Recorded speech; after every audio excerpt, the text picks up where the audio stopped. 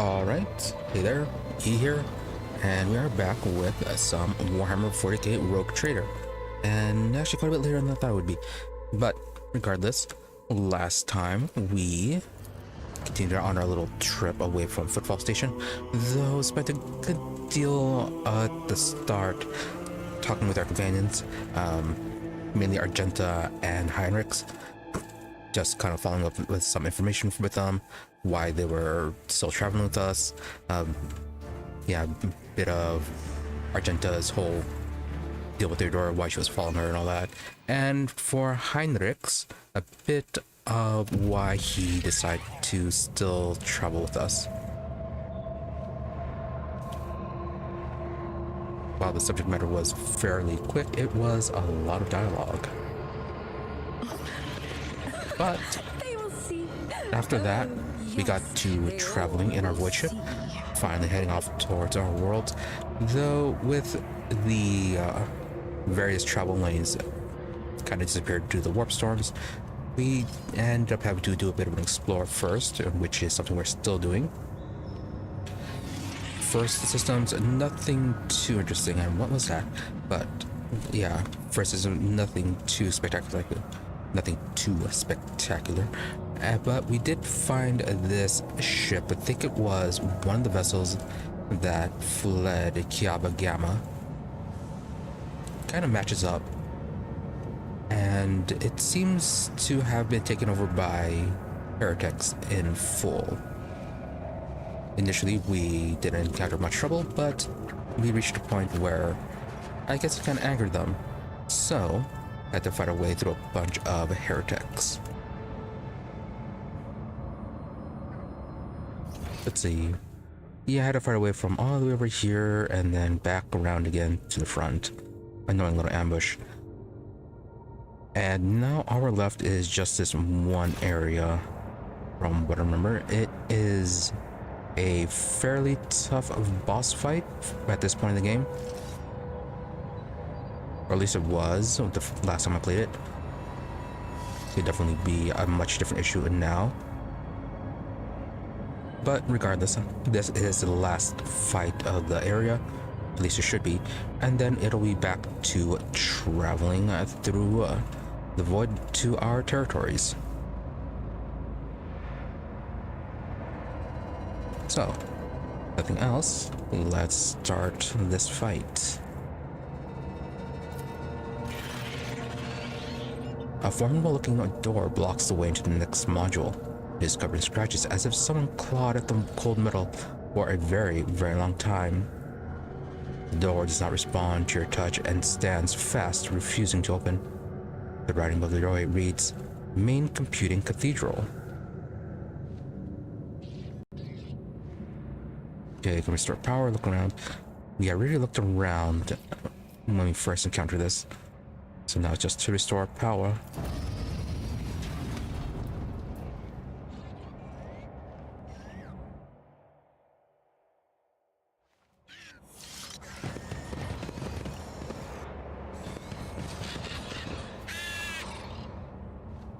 Yeah, we do have a save before this, so we can always return to our ship and change our crew as needed.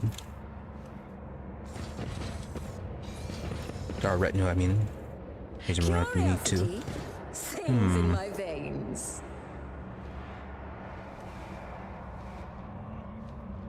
Okay, I know this is something huge that's going to drop down. So.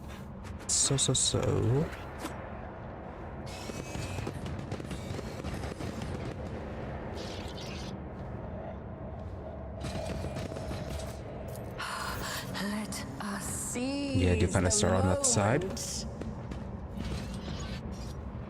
Magos Tiberius Mala.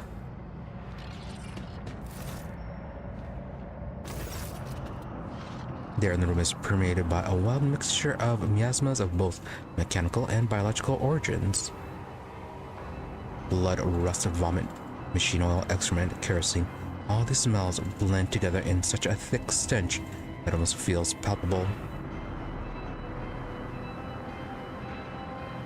Weird, OBS seems like it's acting slow, but no, it seems like the stream is doing fine. Maybe. Anyways.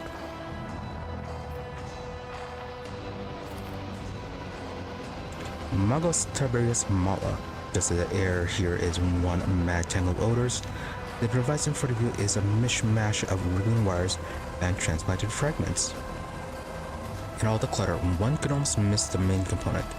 A heavily augmented man whose upper body is embedded into the frame of the machine, dozens of wires piercing his flesh. Mala. A crust of congealed blood and other bodily fluids covers the man's entire body, but his eyes open and his gaze is keen. This gaze is turned to you, devoid of surprise or deference. Who are you, disturbing the peace of holy martyrs in the home of our grief? What do you want? Ooh, really? 10% coercion.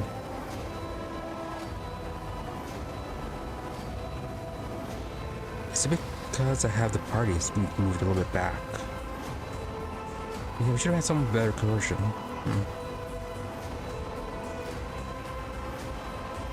Let's see, who are you? What happened to the ship?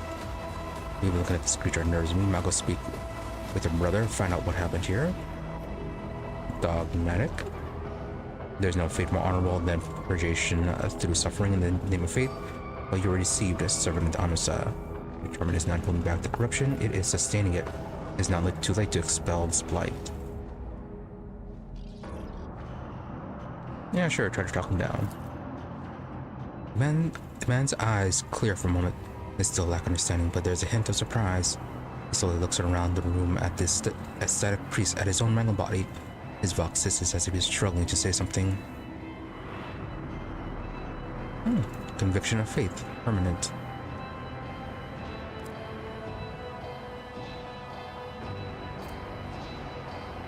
%, critical hit chance until the next critical hit is scored. Not that permanent. Suddenly the meaningless stench in the room is drowned out by the sharp, piercing smell of ozone and grease. You sense that the nauseating atmosphere that prevailed in the room has condensed into a single point of evil in the depths of the ship and is now hurling towards you.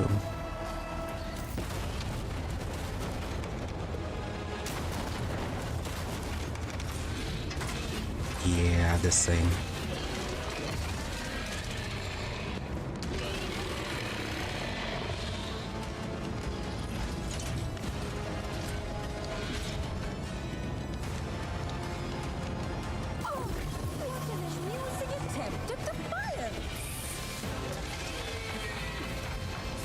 Make sure I have them spread out in a different pattern. They had some over here instead of all this over there.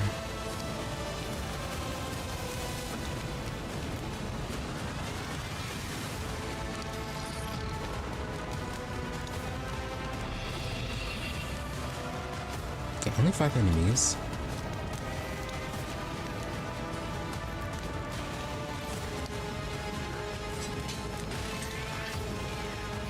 Okay, so what are these servitors? Yeah, 2 servitors, 2 vox skulls.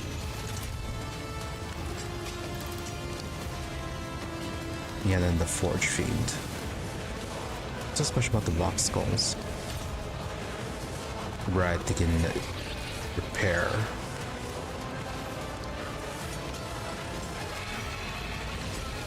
And then servitors. Yeah, very strong melee attack. Not much movement, however. As with the Forge Fiend. Were you the one that had a retaliation ability?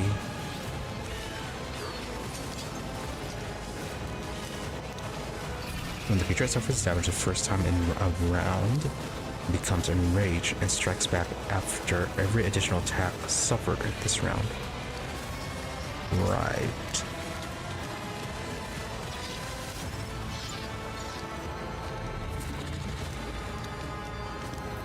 Yeah, that's plasma weaponry. Which is AoE, okay.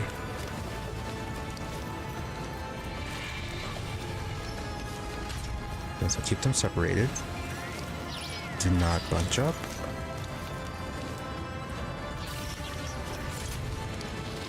Okay, now so it's a decent size AoE.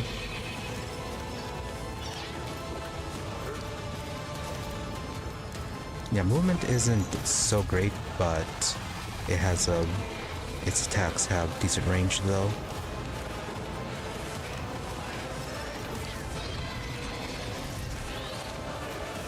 Okay, the nearest Vox Skull goes first. Far Servitor next. Cassia might be able to pull them over here. It'd be really nice if she could.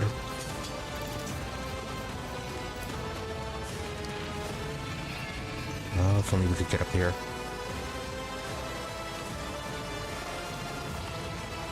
But nope, that is an entirely different room.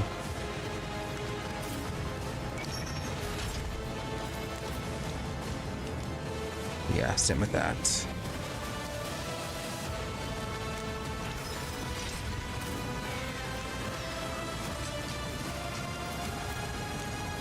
Yeah, problem is going to be these three.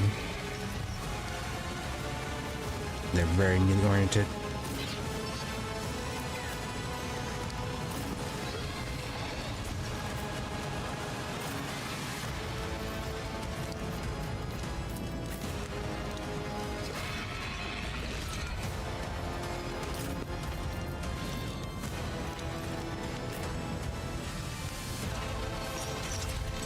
Bella, you're probably fine there.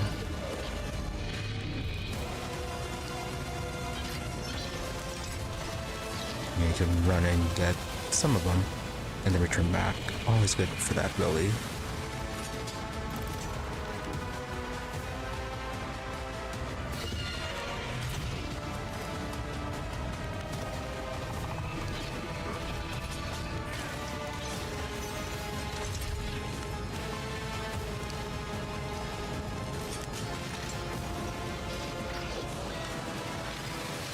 Right, horrors of the weapons are too close. Yeah, need farm prone.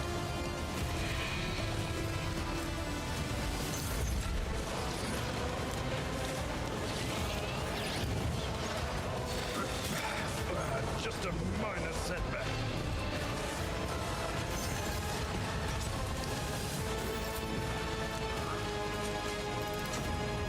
Okay, let's see. Why are you kneeling?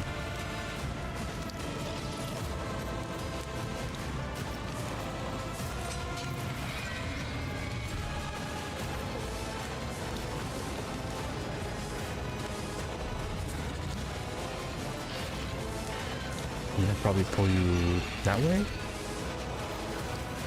I'm not accustomed to being ordered around. And you resisted. Not good.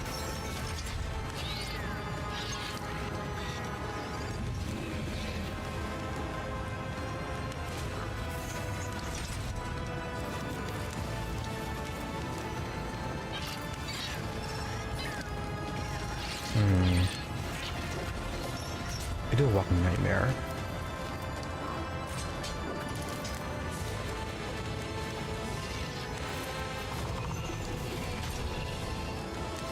Two left. Do I actually need to hit you with this?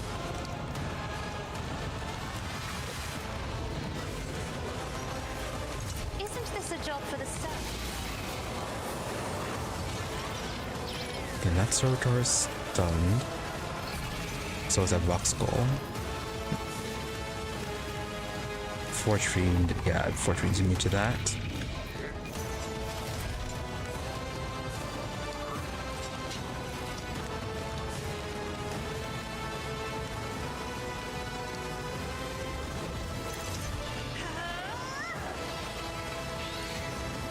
No, still couldn't move it. It might actually just be immune to that.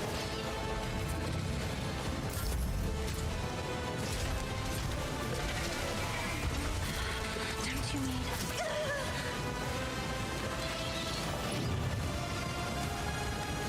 Yeah, I just outright killed her.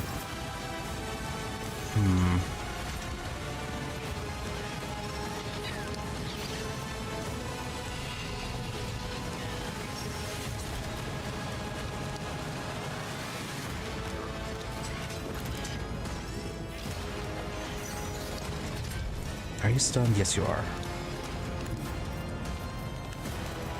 Death comes in silence.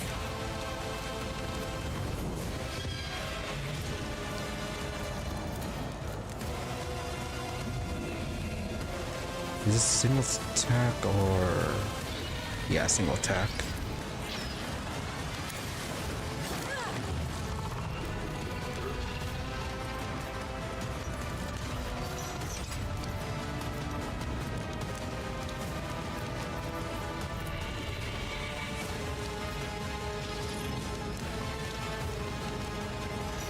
As the tenets demand.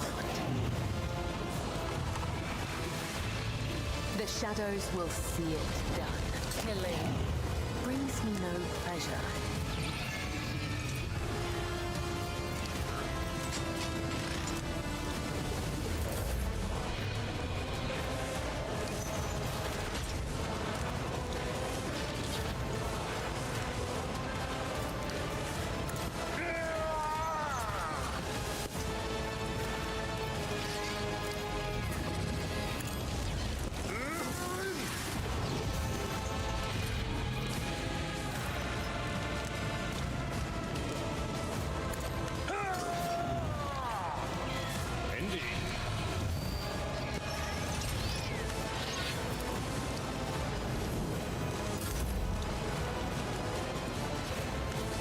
Yeah, Brother Heinrix deal with the lock skulls. You are not, okay.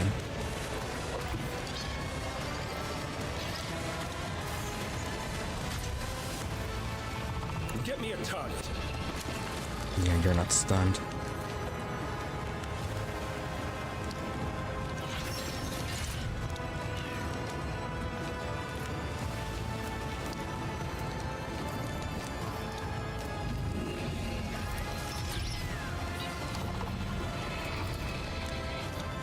But of course, Lord Captain. Holy terror! Smite your enemies! Let's see to it. Be gone.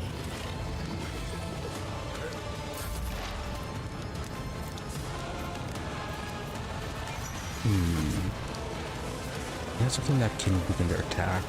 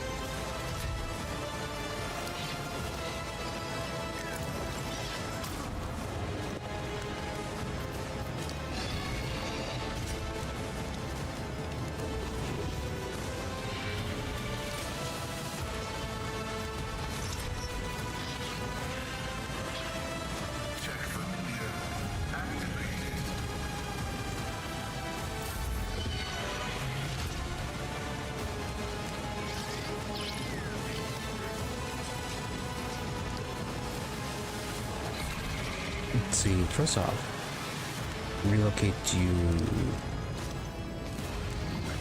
over here. A genius at work. Might actually be too far for that.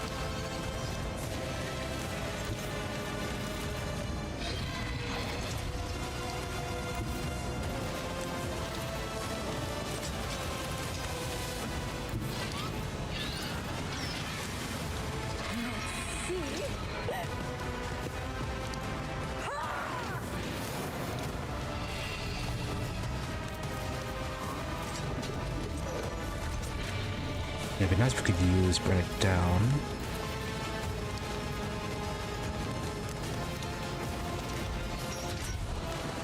Alright, this rock skull's still alive.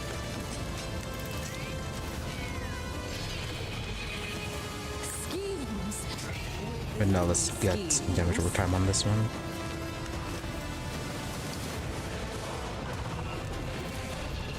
And enfeeble. What if?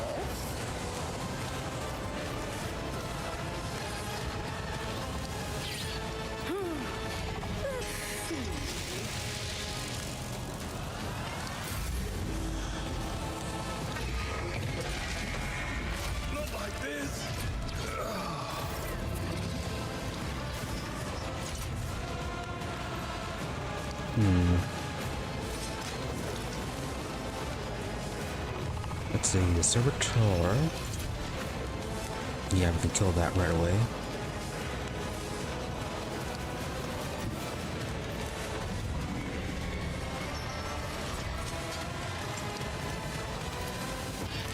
Let off on that one. Mercy and retribution. I will not die in dishonor. Glad you dodged.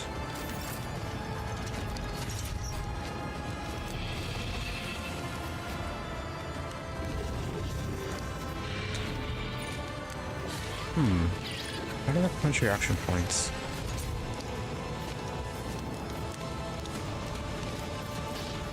No, okay, because Blood Oath is nothing, and then you only used one that because we killed it, replenished your one action point that we used.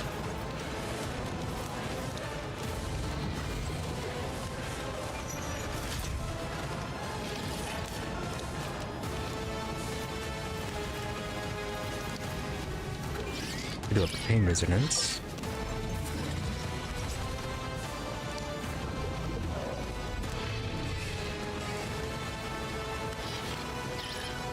We do a pain resonance.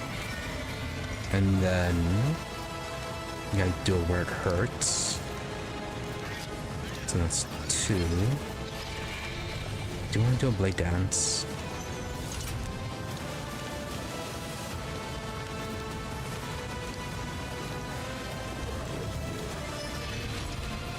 No, hold up on the blade dance.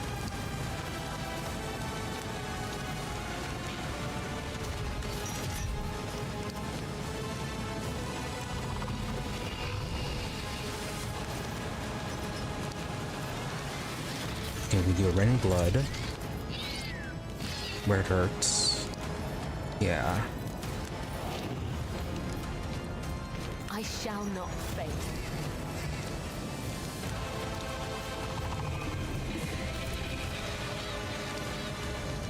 Trust me. Oh wow, that's a lot of damage.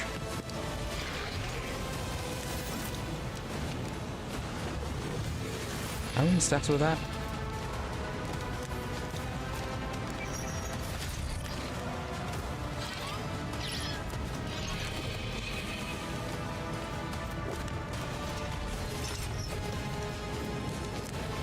Rending damage, then damage from bleeding, damage from the warp burns,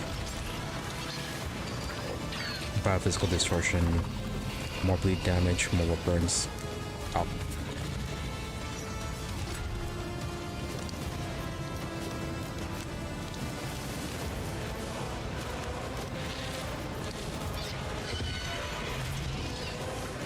Okay, where can we jump?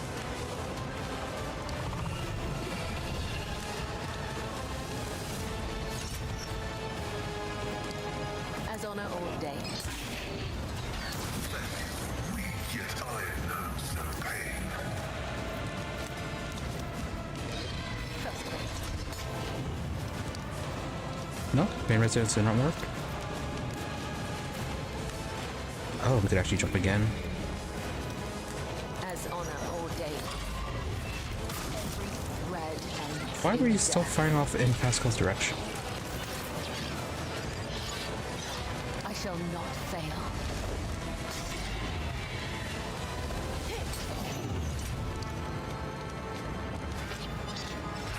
Wow, nearly killed her in one turn for her.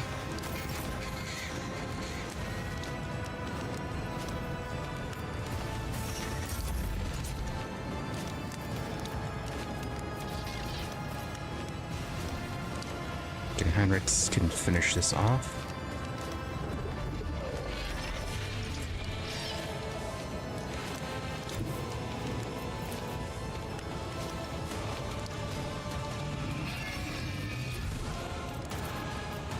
For the throne's glory.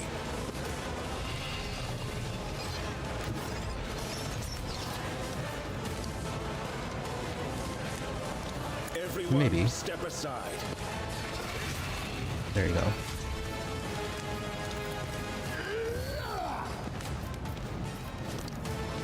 Yeah, I can't charge.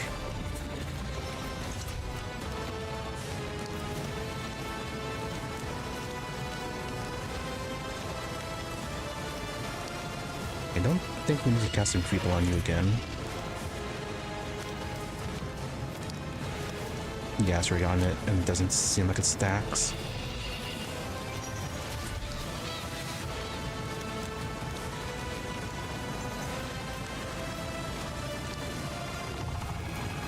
I won't object to it.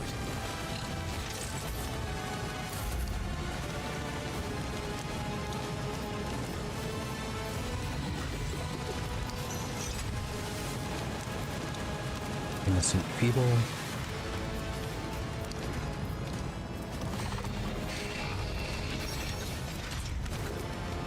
You guys really can cast Iron Arm on her. Can we? No, she's just out of range.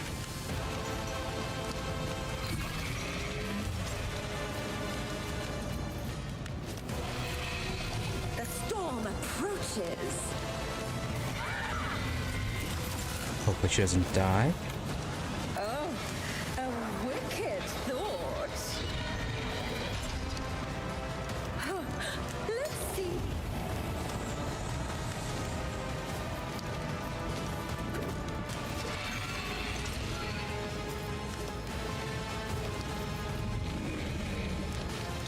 If we do that, all it would get is just a charge.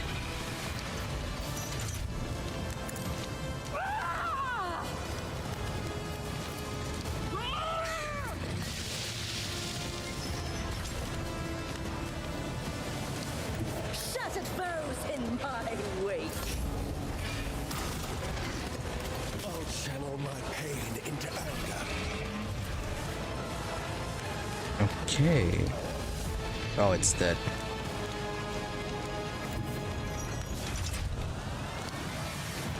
It is so dead. I am your blade and shield. Unless she misses.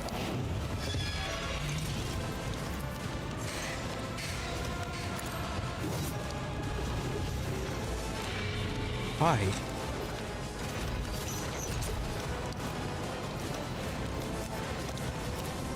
Come, the other side awaits.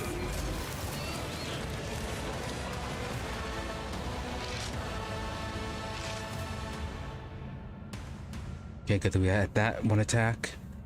Actually, it probably would have died from its damage over time effects anyways. Now then, Magos Tiberius Mala, the man's mutilated body is racked by wave after wave of convulsions. Evil. That was evil incarnate. Evil. The corruption that watches us day and night. Suddenly the man raises his head and looks you straight in the eye. You have banished the evil. You tried to warn me, but I was deaf. The ship, Kiava Gamma, it followed us from there. There's in peace you'll be avenged. You have succumbed to chaos and paid for your weakness. Kiava Gamma, is that where your ship is from? Yes, the man whispers. The ship and the planet. The traitors among our brethren, tormenting the sacred mechanisms, letting corruption into its systems. They turned that which is holy into the unholy.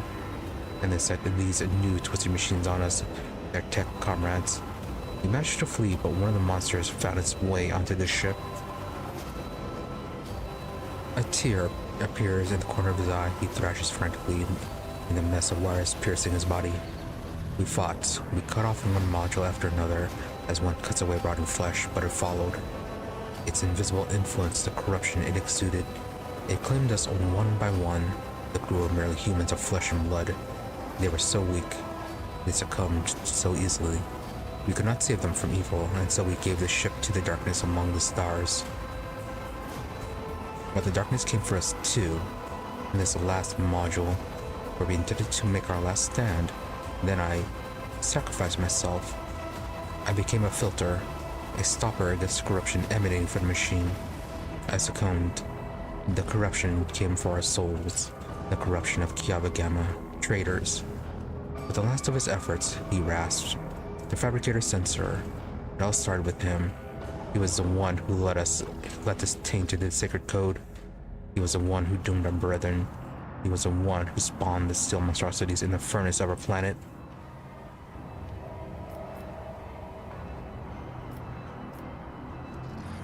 Yep, Kiava Gamma definitely has problems.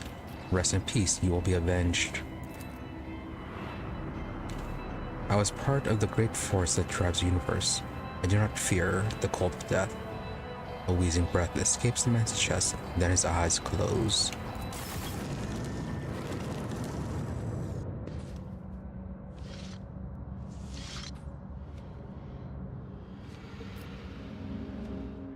No comments, Heinrix?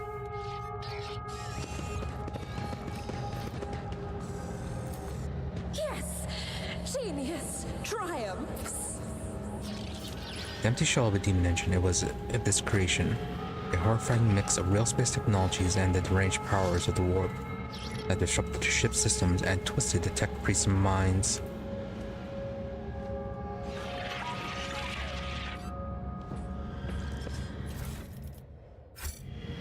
Any good loot?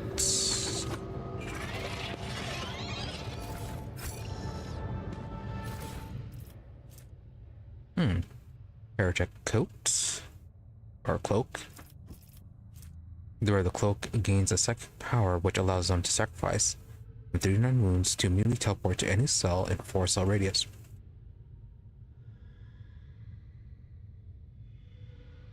Okay, kind of nice. Nice little free teleport. If we could combine it with any healing abilities. Yeah, that self-sacrifice means nothing. Though 4-cell radius does seem a bit short. And then a basic plus 15 medical.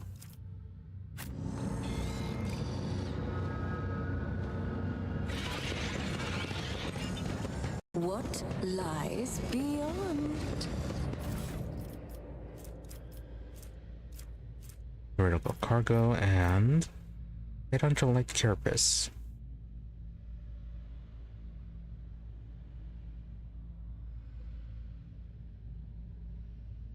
%30 armor with a base 4% dodge. Yeah, but the second body glove is 6% dodge. Well, only if the willpower is more than 40. Which is fine. Cabela, what about you? Oh, 10%.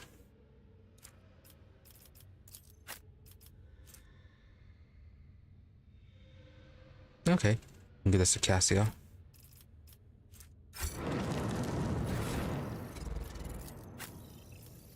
Almost to the next level already.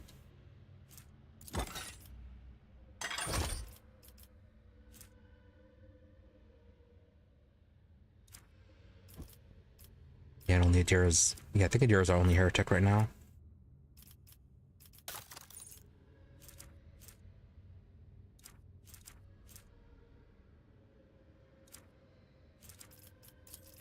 Oh yeah, about the coercion.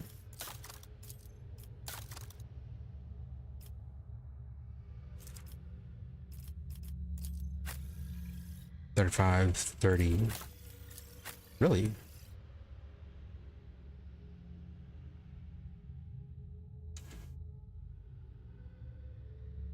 Yeah, I'm not really our person with the best coercion.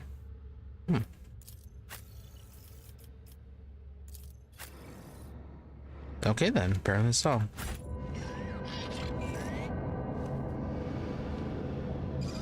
Now then, anything else? No.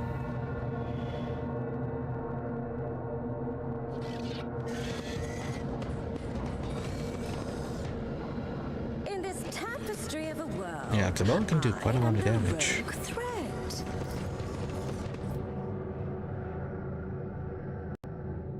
Notice somebody who can tank all the damage in the world. So what? We're not gonna blow this up?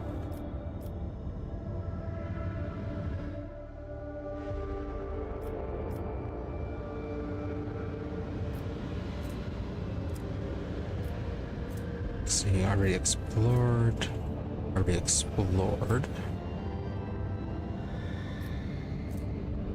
Yeah, some adamantine here. Only 2 though. Okay, I guess we did explore everything. Right, might have left the ship for last.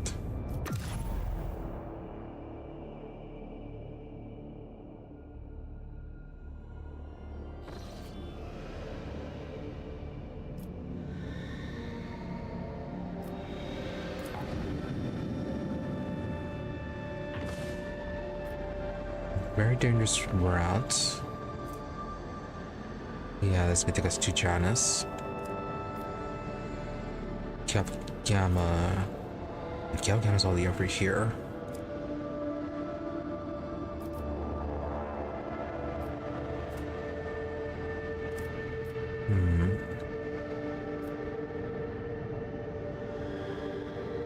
Yeah, we really do need to take care of this. If it is being all heretical.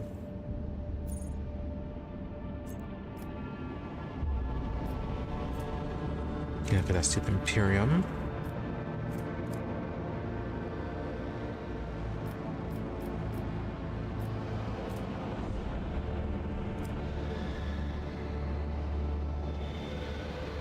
Probably do a bit of an explore, just get these 3 cleared out.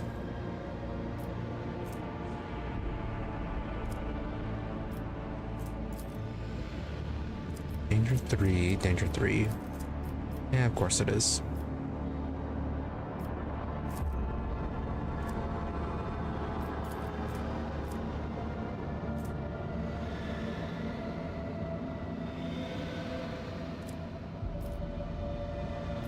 Yeah, there's no way to make the route safer. Probably what it was.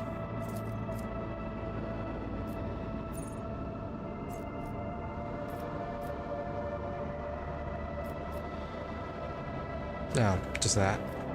Spend 3 points, reduce the difficulty.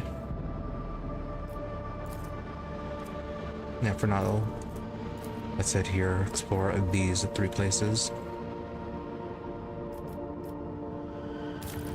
Charting the course.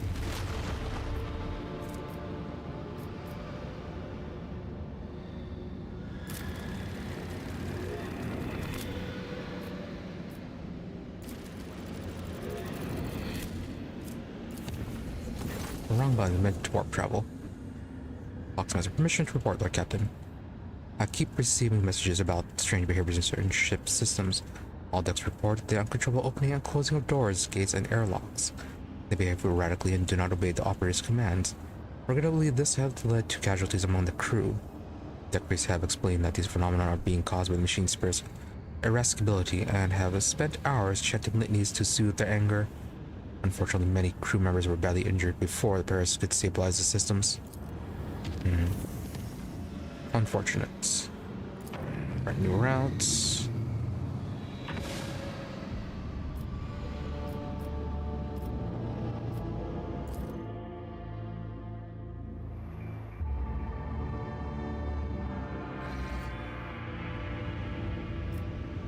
Destroyed ship.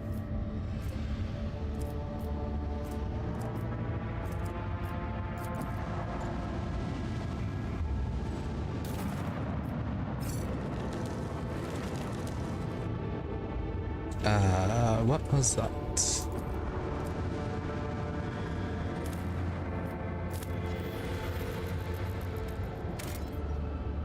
Ooh, Xenotech.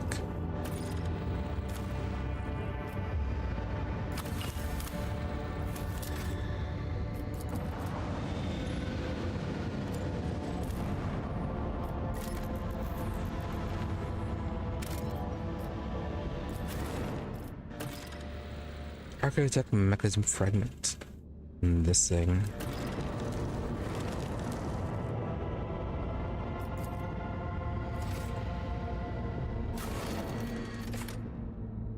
Yeah, just another mechanism.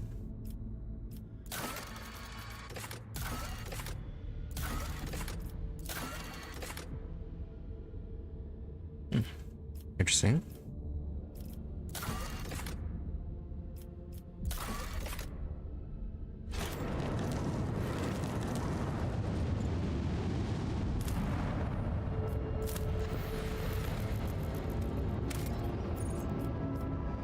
Promethium and a distress signal. Good amount of promethium there.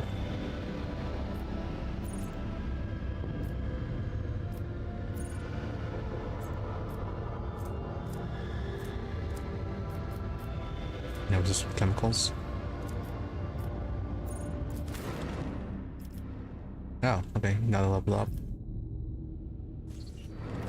Before we do that, let's take care of the level ups.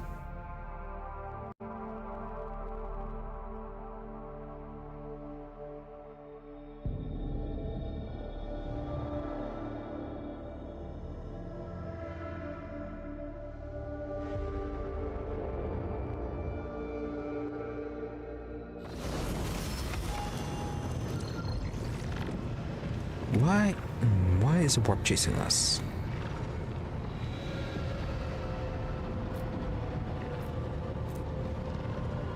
Oh.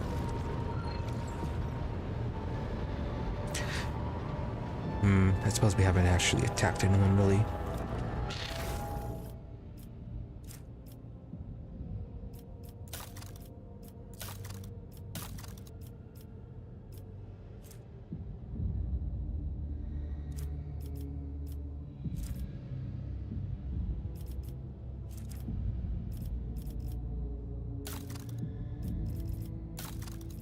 Gonna end up being a mix of dogmatic and ironclast. Aw, only the heroic act.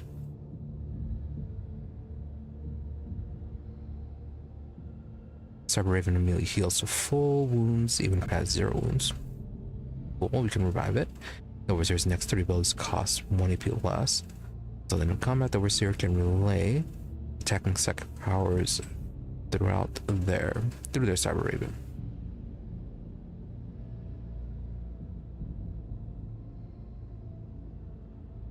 That's actually pretty nice.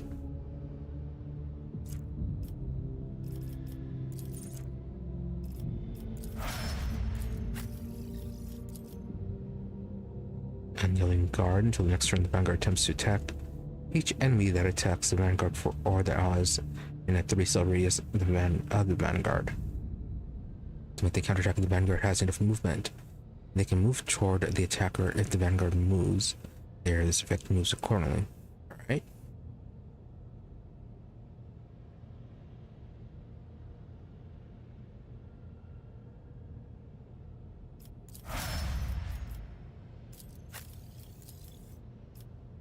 Overcharge. Same thing as a Raven, heals to full. And next 3 abilities, 1 AP less.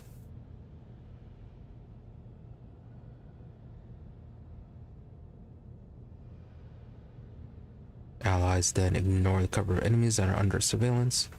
Additionally, allies within a 4-cell radius around the Silver Skull are immune to critical hits. Yeah, it's okay, I guess.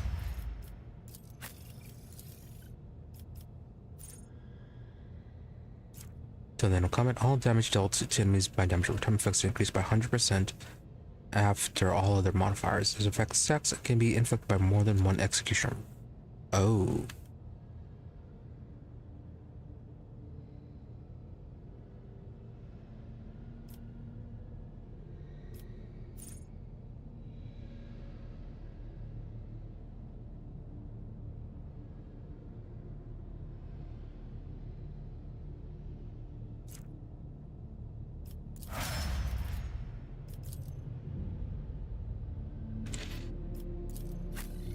Perhaps if the damage over time effects are applied for an attack or per hit.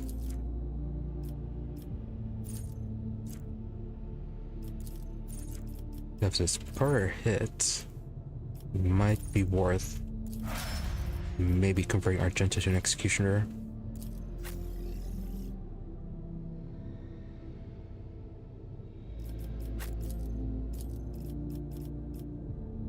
That and giving Heinrix a burst weapon.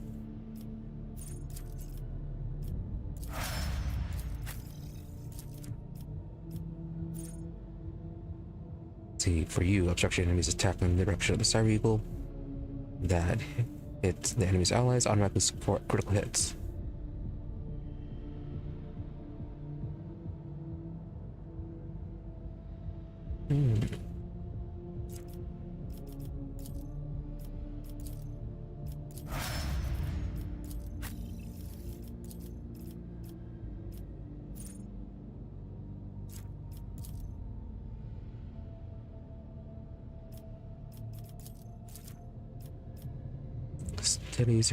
Steady superiority. So in the combat, the Archimilitant can make 1 additional attack each turn, including 1 additional attack on the turn that this attack was used. First attack after this ability and each turn afterward costs 0 AP. Okay. A lot of extra attacks.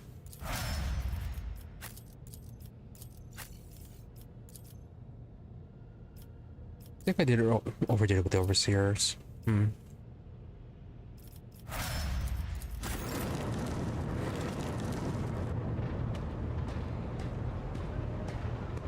The warp is chasing us.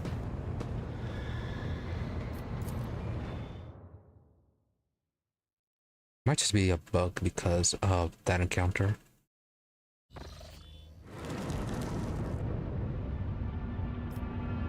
And then explore everything? Yes. Except for this.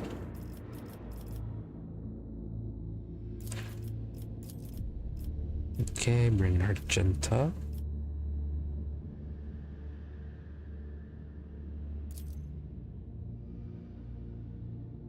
Oh, I forgot who has better lockpicking. Pascal or Shy.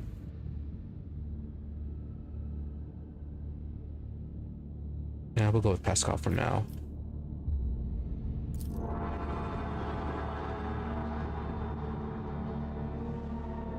Oh, this place.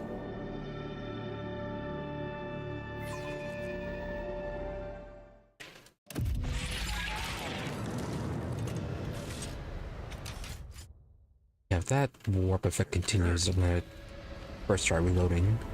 Actually, just reload right now.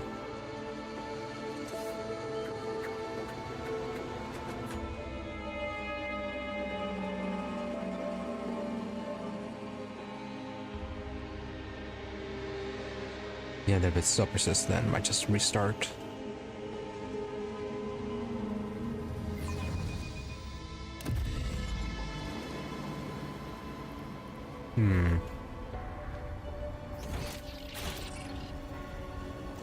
There will be no peace in my wake.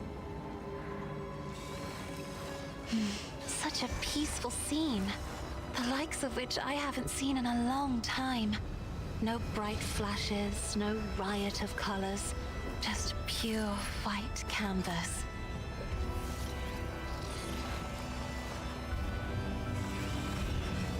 That's because everyone's dead.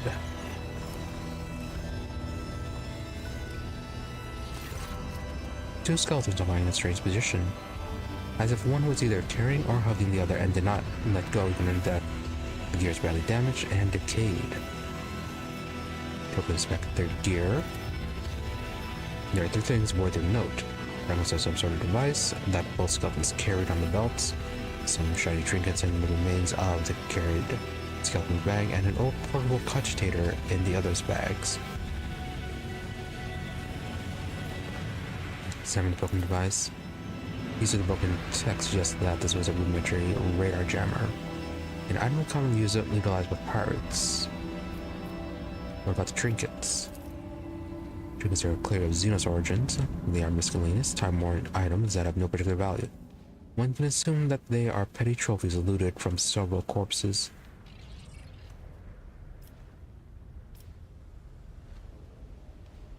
Alright, so why are they holding each other? Maybe they killed each other over the greed. Try to extract data from the cogitator. Cogitator has been exposed to elements for decades or even centuries. It is a small miracle that you're able to extract a fragment of a Vox recording. During the last communications, we're rich, chaos can be rich. Look out. Fly, per kernel loud, spit it out, what have you found? Scout 1, rich. Screw footfall, the expanse can go to the orcs. Out here, Collects, here we come. Look out. Yeah, because with our record, Collects is definitely the place to go. What makes us think life's better there anyways? And then you died. Scout 1, I want a house on some planet, a mansion. A line statue at the entrance.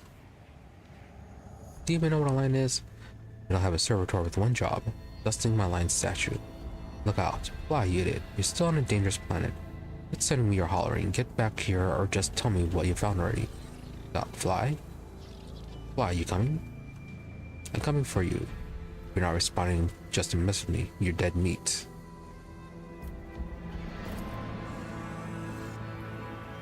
Okay, so guessing whatever was over here killed Fly, and then the other person showed up, saw the treasure and tried to take it for themselves, and then whatever killed the first guy killed the second. Patience. Oh, my nerves are frayed. So greedy that you died to that.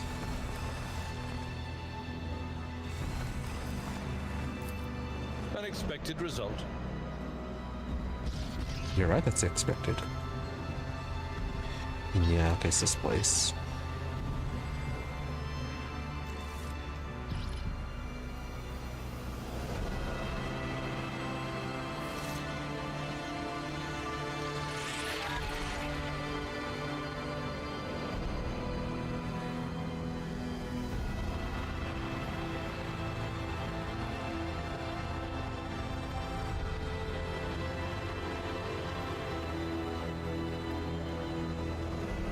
I want to come back here with a different party. Compared to naval service, that was barely a challenge.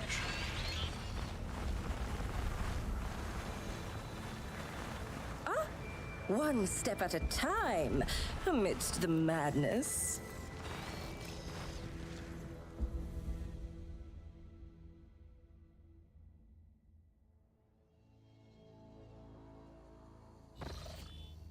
Yeah, maybe hit up to Janus.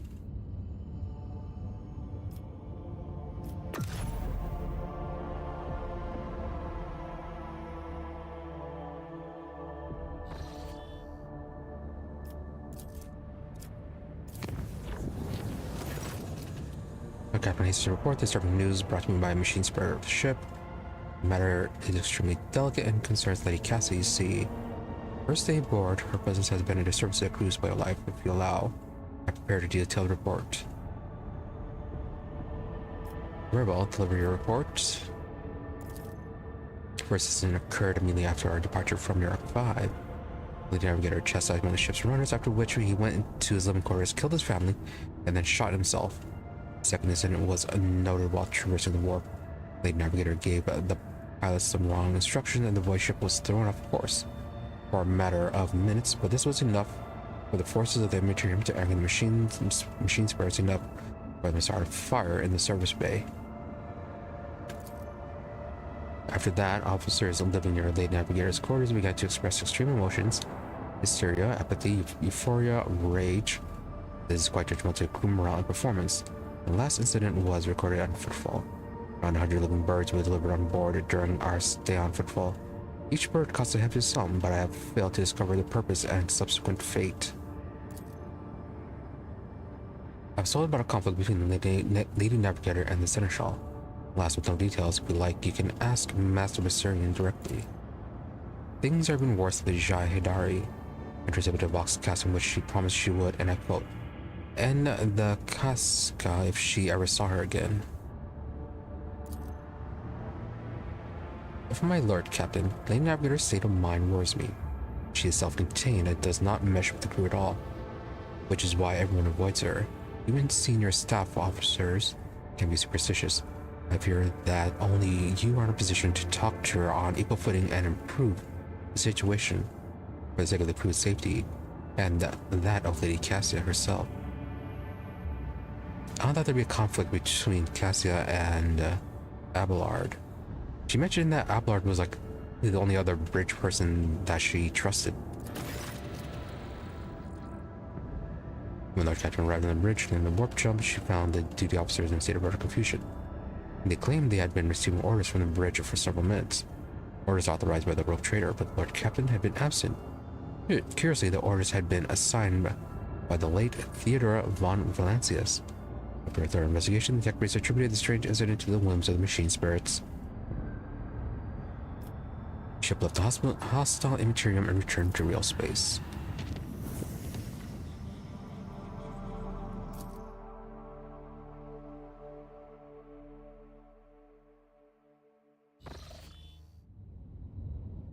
Unidentified ship, okay. Before we do that, though,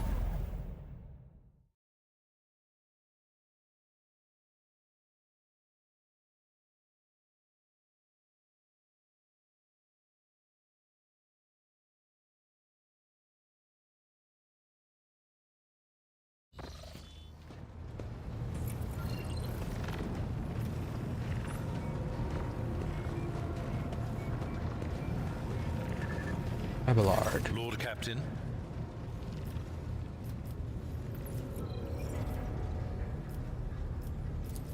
And who brought this piece of news to you, I wonder? Then again, I have nothing to hide from you. Of late, the helmsmen have been going off course with increasing frequency, and the reports are full of contradicting accounts.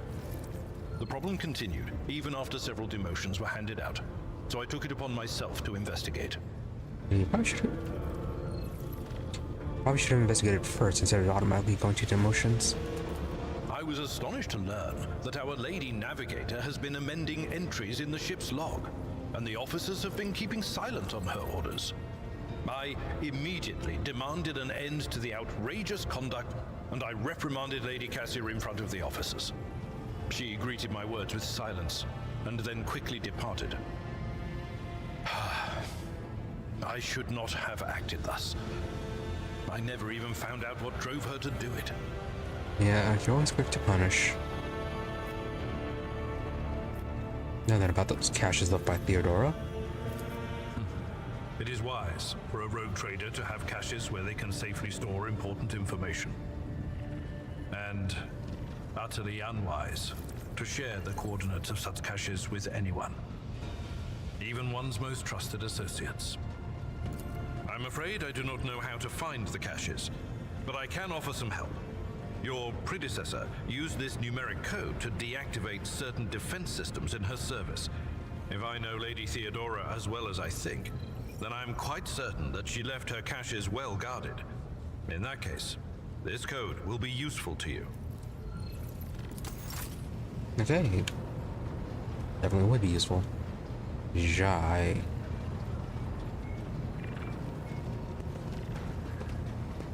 Yeah, ask her about what's going on with Cassia. Copper tongue. Guess fitting. May the Exalted One protect you. Have you grown bored without our little talk, Shireen? So, Vigdis is snooping in on my Vox line. I wasn't threatening your navigator. I didn't even think about it. I was just relaxing in the good company of fragrant Amasak, sweet-scented Laho, and a handful of new friends from the upper decks. And right in the middle of the fun, the Lady Navigator swoops in and starts jabbering about how her head is about to split from the cacophony of colors coming from our cabin. Long story short, Shireen, I had the misfortune of getting a taste of what your officers have been going on about. They say when the Arcelio girl becomes upset, everyone in the vicinity loses their minds and is overtaken by Agi. And it hurt like anything. I can only remember everyone huddling in a corner, wailing like klaxons. As for Cassia, I think Cassia was flustered by the state of our clothes, which were very meager back then, as you understand. Before I could get my bearings, the poor thing was gone. The whole situation was awkward. As for the threats, they were addressed to one of the girls I'd been foolish enough to invite to our little party. That Casa used the confusion to pilfer a full pouch of Laho from under my nose. Sure, if you say so. Oh, I have no doubt you will.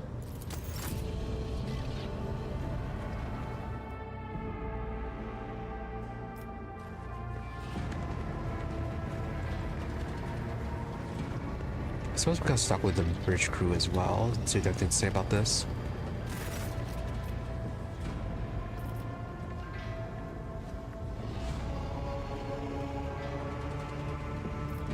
Remember, it's come to my attention that the bill over the bridge may be defective. Really? When did that occur? Cannot be trusted to carry your duties without my personal oversight. Obviously, for eyebrows draw even closer together. I most definitely can, Lord Captain. The diplomats will inspect the equipment immediately. I will also deal with those in charge without delay. Okay. Bit random.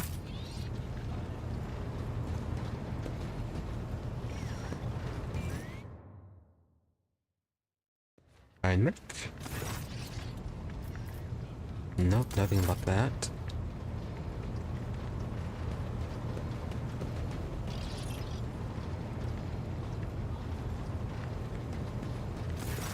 Greetings.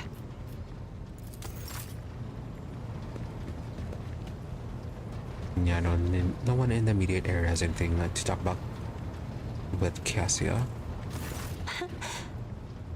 Words cannot describe how boring the bridge is without our stimulating conversations. Right then, I've heard rumors that you're not getting along well with the crew. Panic flashes in ruby eyes and your heart starts beating a little faster while your hands go cold. Not here. I'm begging you. Aren't noblemen supposed to discuss such things away from the servants?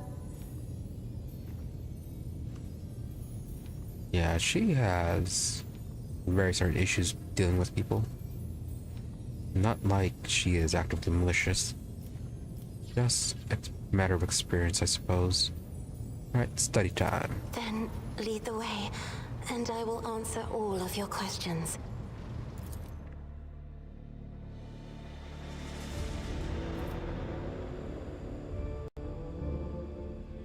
Let's see, what does he want to talk about, Lord Captain? I have nothing to say to you or unfounded accusations about my conflicts with the crew. I can't recall my having a single quarrel with any of your people during my entire time aboard. Right, very one-sided. You have been briefly changing entries in the ship's logbook and forbidding officers from reporting it to Abelard. You must have quite a falling out with Jai if she's threatening to kill you. The messenger you rebuked butchered his own family and then killed himself. During the warp voyage, you gave the wrong orders, which led to the vessel shifting off course and the service bay being destroyed.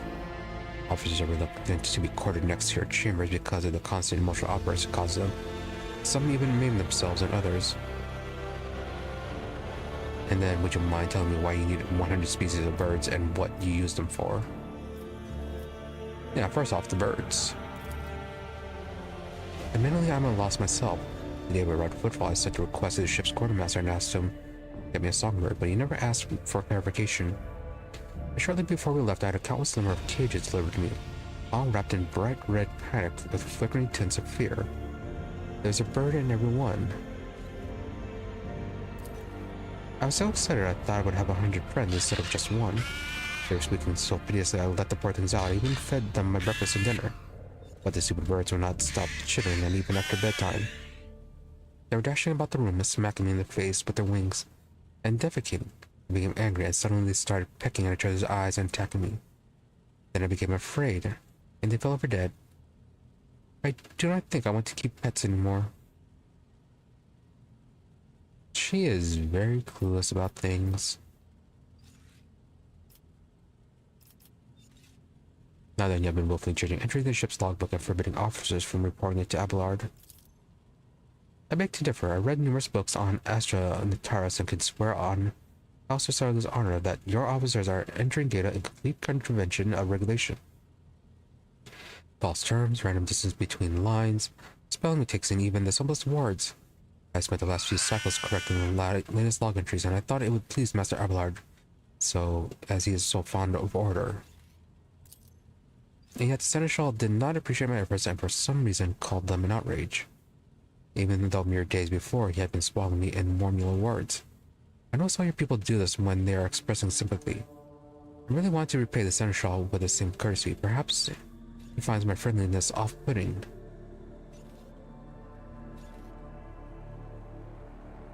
Yeah, if she had an issue, she definitely should have talked it out with Abelard first.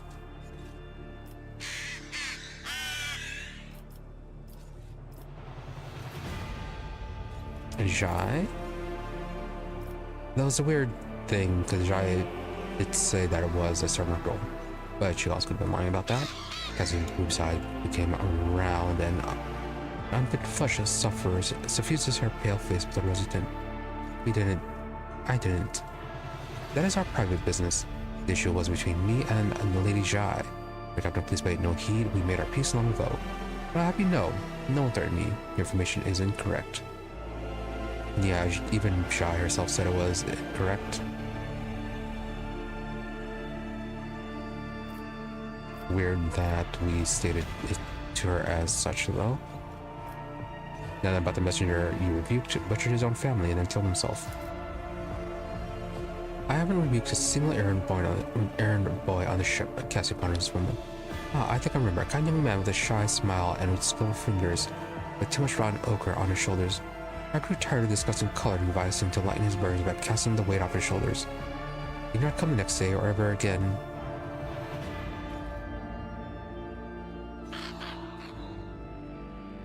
Right, so guy was probably stressed from his family life, and that was why that happened.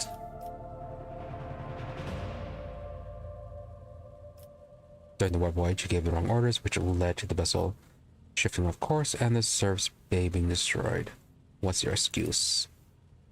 I saw something in the warp. Something vast, predatory, shimmering with incredible color, indescribable colors. It came from nowhere and stared at the ship with hundreds of hungry eyes right there in the path. I decided to change the course while it was still possible, but I did not want to so panic. Would it have been better to tell the crew we were heading straight into a monster's gaping maw?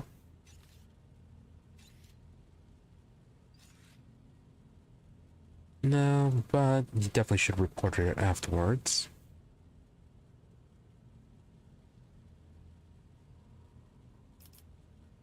Officers are welcome to be quartered next to your chambers because of constant emotional outbursts about them. Some even maimed themselves and others. I already told you I cannot control my abilities. What else do you want from me? Will I be assigned to a chaperone? Or will you put me in a suppressing shackles? Fair enough. We did kind of know her powers kind of work with that. Alright, will you share my thought? Will you share your thoughts with me? Truly a monster from now forbid you to leave your chambers until absolutely necessary. No, that's too harsh. Yeah, a big part of it is just her own ignorance of how to deal with people. You have a kind soul, but have difficulty reaching out to people. I could teach you the art of communication if you like. Did terrible things, but I would not presume to lecture a person in blood. Will's dagger steps, but we will find ways to defeat them, I promise. Everyone who has dared to slander you will be punished. There's nothing reprehensible about your actions. No, she just needs to learn better. Yeah, you have a kind soul, but have difficulty reaching out. Teach you about communicating. That would be wonderful. My education in Europe 5 was cut short, but I had realized by then that wisdom of books is a poor substitute for the wisdom of experience. Very well, since we're done with this misunderstanding, I would like to change the subject. It would be fair for me to ask you a few questions now, wouldn't it? I say hesitates and continues in a less confident tone. Do not mistake me. I'm not going to accuse you of anything, it's just that you're the most worthy interlocutor on this ship, and you're always busy, so... Very well, what would you like to ask? I heard the treaties by Lysius de Mobius very recently, who claimed that subjects would never believe their new ruler was better than the old one, unless the old one had been a tyrant. No matter the circumstances, the lowborn rabble become deluded about their prospects and rebel in favor of their base desires. What do you make of that? Lower commerce persuasion. Your interpretation of this classical text is not entirely correct. As subjects have grown accustomed to the ruling house, all the servant must do is refrain from breaching long-standing traditions. Adjust unwanted laws as gradually as you would shift the bed of a flooded river. No one will ever take your power from you. On the contrary, loyalty of subjects can be bought at a pittance. Lower a tax, throw them a festival, or feed the needy. Gracious gesture once every cycle will exalt you in the eyes of the rebel as if it were his own blessing.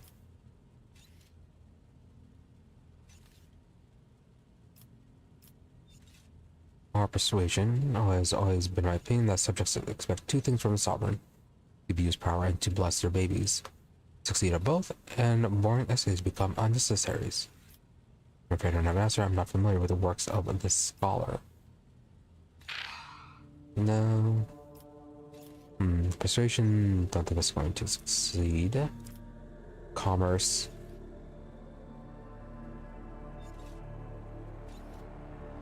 Yeah, I think that only works in the short term.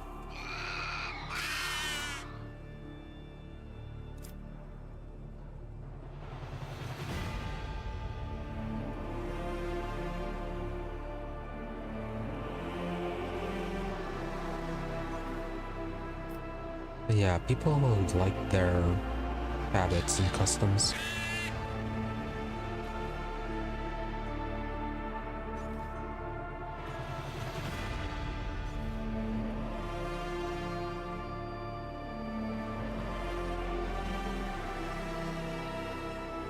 Yeah, just somewhat the laws is gradually as you would shift the bed of the flowing river. I no longer take power from you. And the opinion of the modern rabble doesn't matter too much. What matters is what history remembers you by, maybe. Or something like that. Would that be appropriate?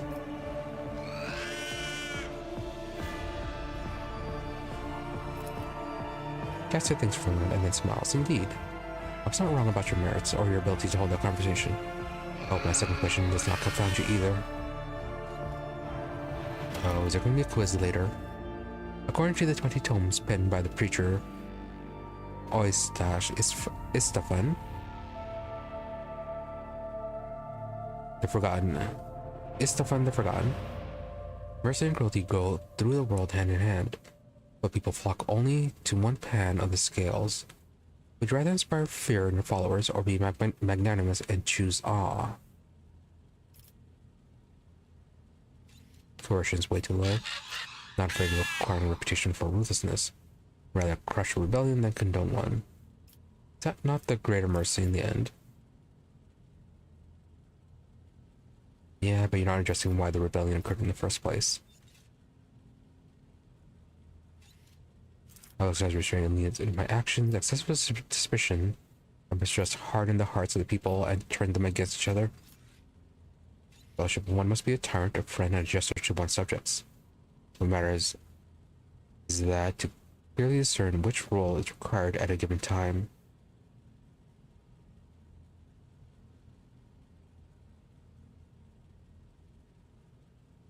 Yeah, probably this one. There's so much power in your words. Power that makes me want to join you. I understand now why your subjects are eager to follow you. I admit, I was afraid we were too different, and yet you helped me realize that I can be candid with you. Okay. Please do continue. Or you have pushed me to my limit. Dismissed. Yes, Cassia, you tired me. Get lost. Nah, please do continue. I must confess that sometimes I can hardly bear the burden the house has placed on me. I feel I'm not doing my best. Tell me how you, Air Protectorate, can bear the responsibility for billions of lives every day and not stoop under all the weight. Yeah, I feel like billions would be a bit low for that.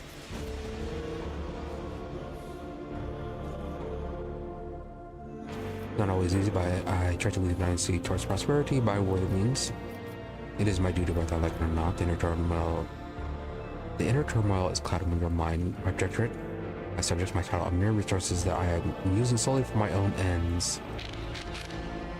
Yeah, like that might be too self-centered. It's my duty, whether I like it or not. Too immature, maybe?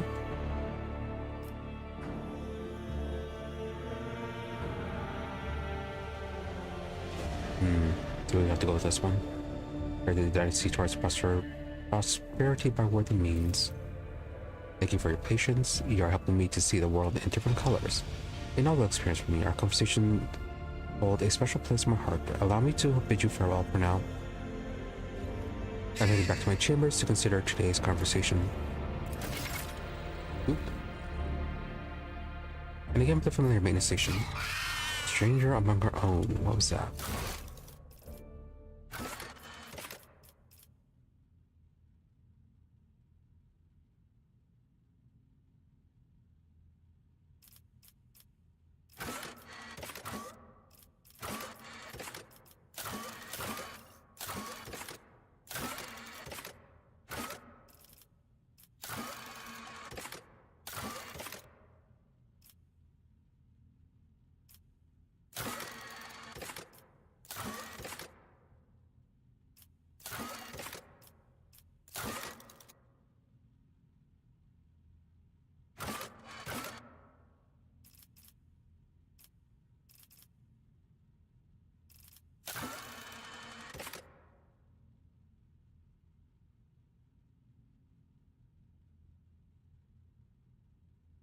really?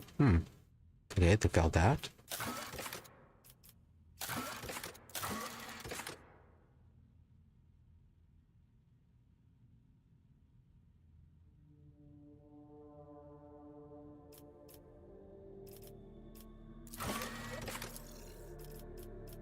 We're supposed to be doing a ritual with Cabela.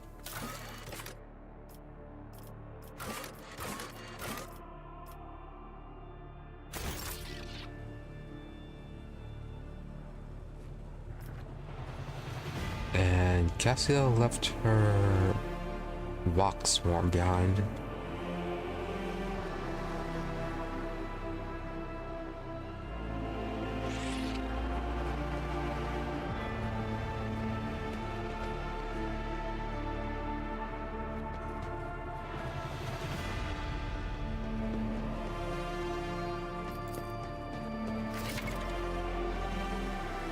Again with this.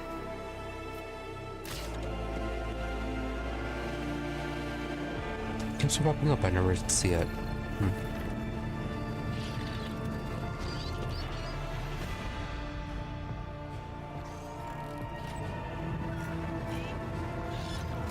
Lord Captain. Lord Captain. Okay, so we're gonna be talking about Cassia more.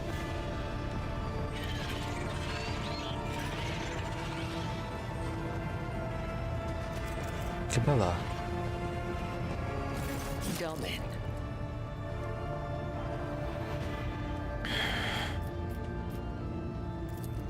Maybe Domin. Then follow me, Domin.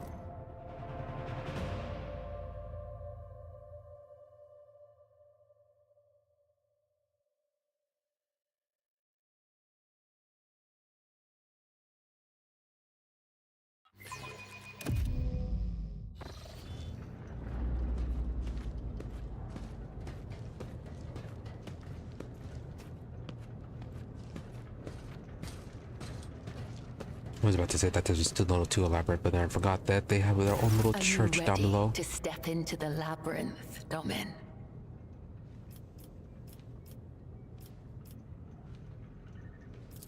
This is the ritual of binding. By the Undying One's will, our fates and ours one. But I must still guide you into the maze of my mind. Although it is my predestination alone to walk its corridors in search of answers, your image must become part of the tangle.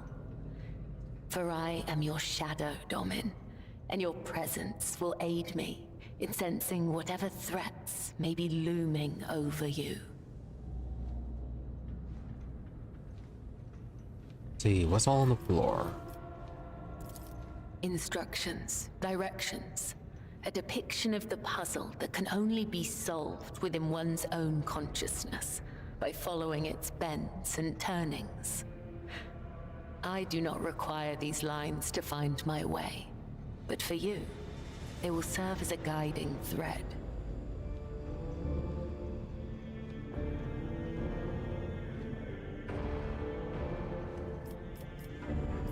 Alright, let's begin. Your weapon for the ritual. Watch the lines on the floor. You can only pass through the gaps.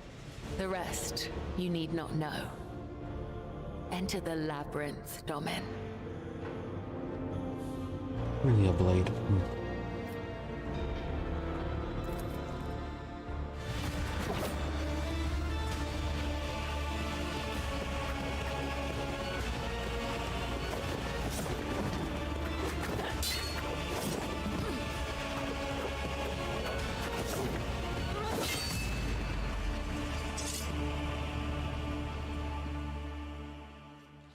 Ooh, You are fancy. now upon the path.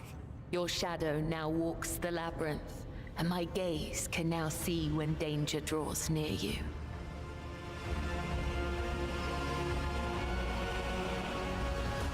Her lips continue moving for a while longer, her eyes tracing the lines on the floor.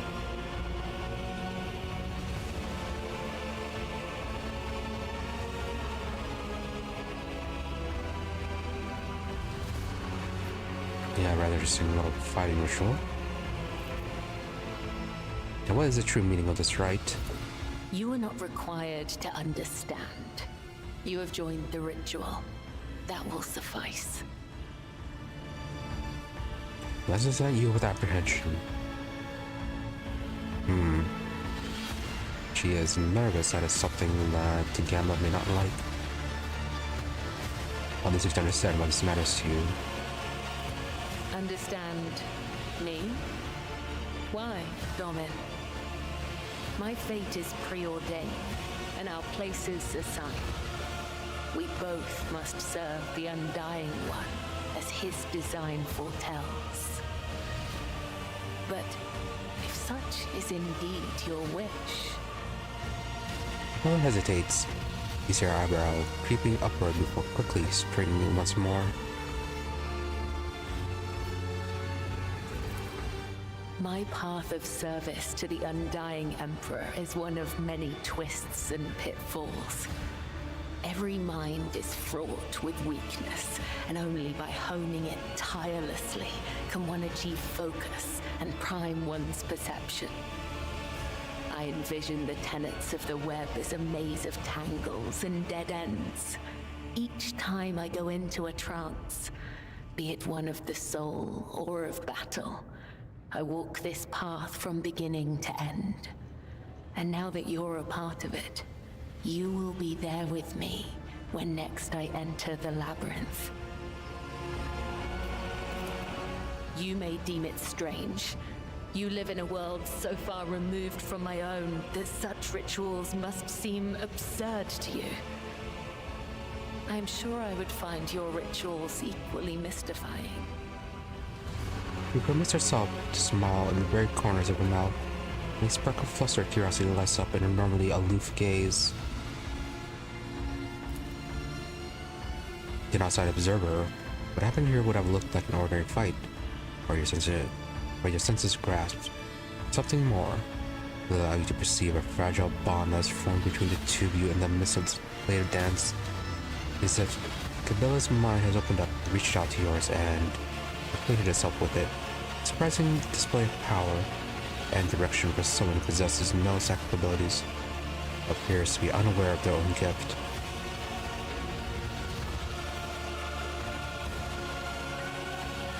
Yeah, it seems like it was something that she did for her own comfort. Now that my rituals, what do you mean? You are empowered by the will of the Undying One himself. And yet, when I look at your life, I am surprised. You follow a different thread. One that does not seem as strict to your thoughts and deeds. There is so much luster. Would you like to see my world, Cabela? You have allowed me to witness your ritual. It's only fair that I show you one of mine. My world is more than mere luster. Perhaps it would help you to have a closer look at my life. Yes, you're right. Our rituals are simply too different for us to understand each other.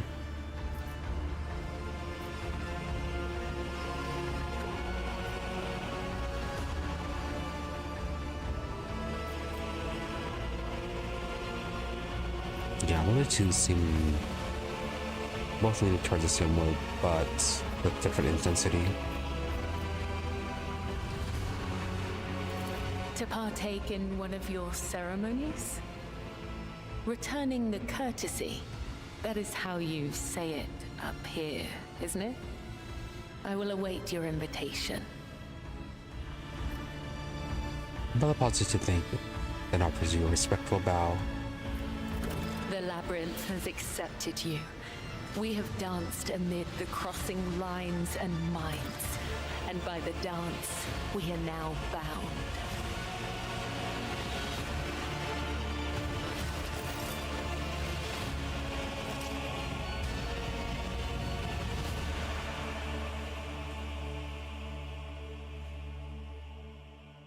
Almost like they're married.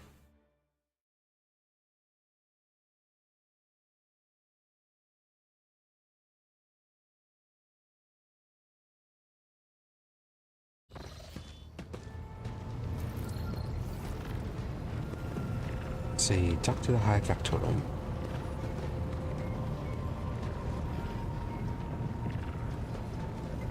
Heinrix.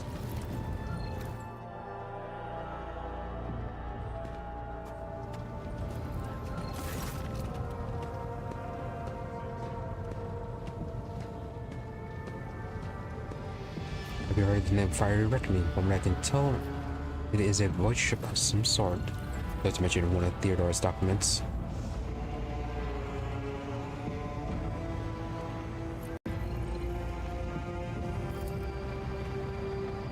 I'm afraid that is not immediately familiar. He's allowing me a moment. He starts rapidly tapping the screen of his data slate. I say, House von Valancius did indeed sign a contract with the owners of a vessel with the designation Fiery Reckoning. There are transaction records of the ship picking up cargo from Kiava Gamma. Well, this is odd. The data log ends there. Apparently, the ship had some interaction with one of the workshops in the industrial world. I beg your pardon, but that's the extent of the assistance I can provide you in regard to this particular matter.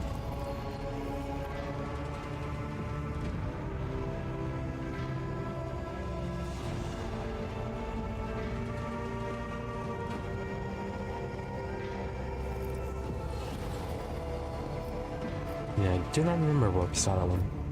Anyways, about introducing Cabela to some of the customs practiced among the people of her stature.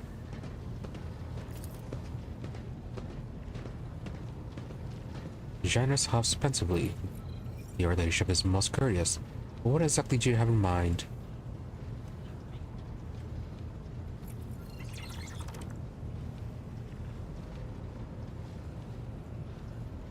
So you can do a warp translation ritual.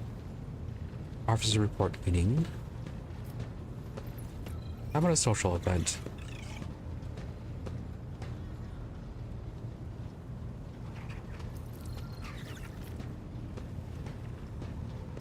Yeah, the officer report meeting seems a bit too mundane. Warp translation. I don't know, that feels like that's more a Cassia thing.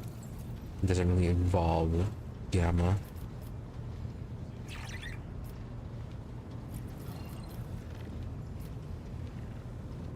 Yeah, social event would be very rogue trader oriented.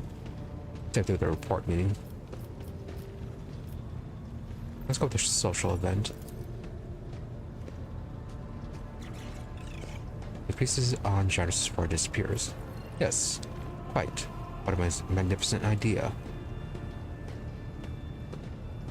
Although considering Cabela, that might not be what she was looking for. Designers adjusts his frock, coats, and nods enigmatically. I will see what can be arranged, and do not worry for a single moment. I promise to find the most suitable approach. I will contact you the moment I have something to offer. Oh. So we can't save this comet in case it goes wrong.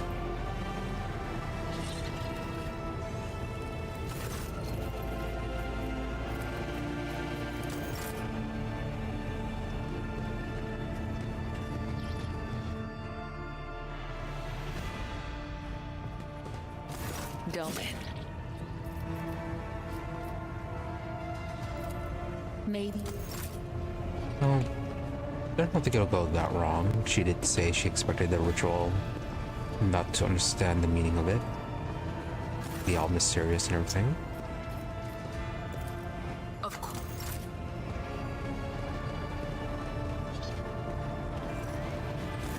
May the Exalted One protect you. Oh.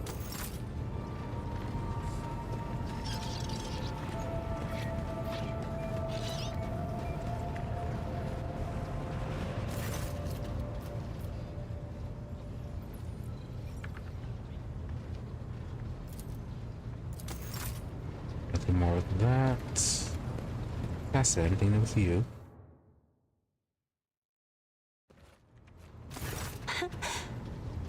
Words cannot describe how I haven't. No. Okay. Looks like we are done. I was gonna say we're done talking to the crew, but no. There was... yeah, something we're supposed to do on this ship? The lever.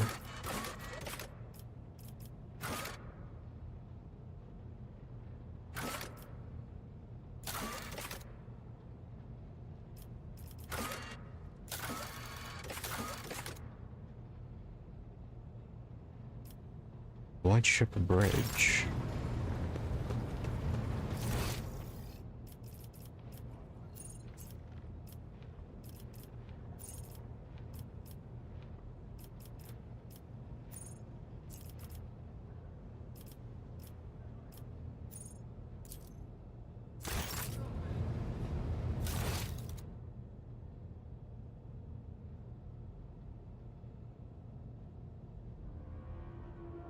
One of the ship's fuel levers.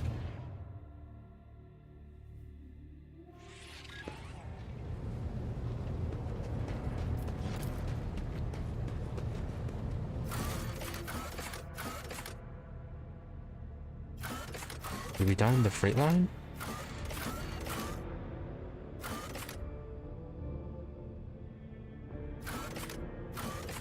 Also, we never solved that one puzzle in the chapel.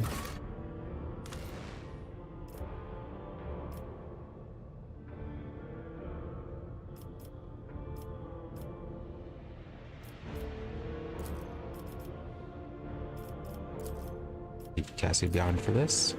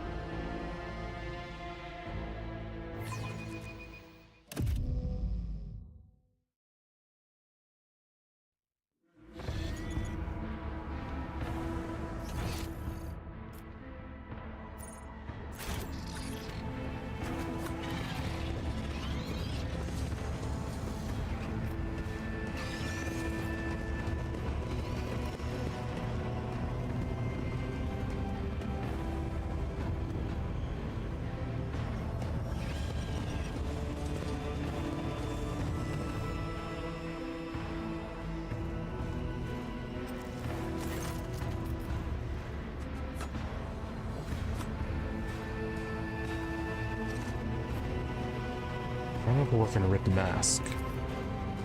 He's a figure of local legend known as Nemesite. Yeah, I've kind of heard that before. They're from the poor and oppressed. That races out his child.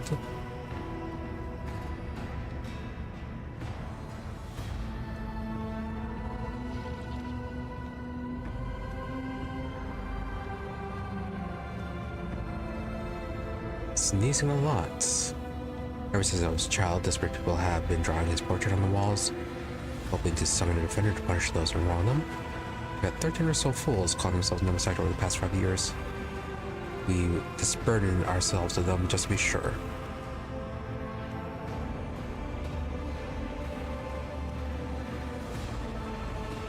The cultural heritage of this compartment is interesting. There's not much can be expected from simple-minded serfs. But it's like there's anything new. They will see. Oh yes, they all will see.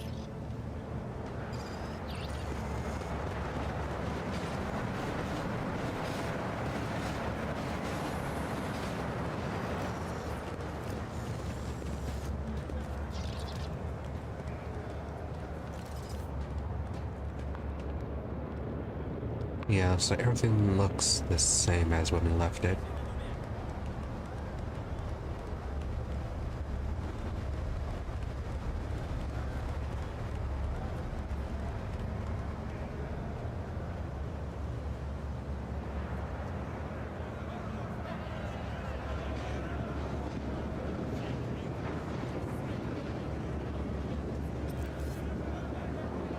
I wonder how they managed to get this all set up.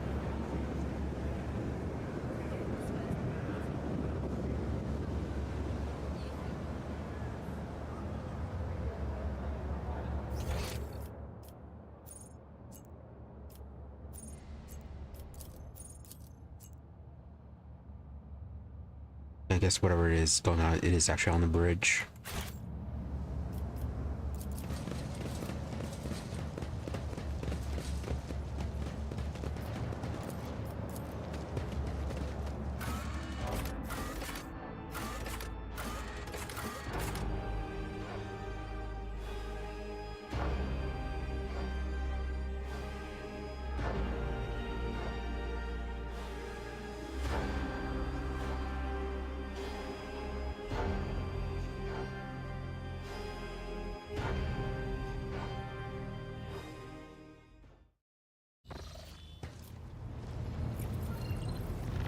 Okay, so where is that lever?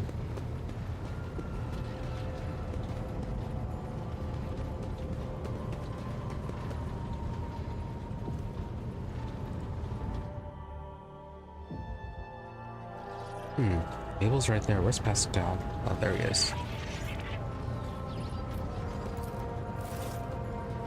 Fuel system analysis in progress. No failures detected. System operational.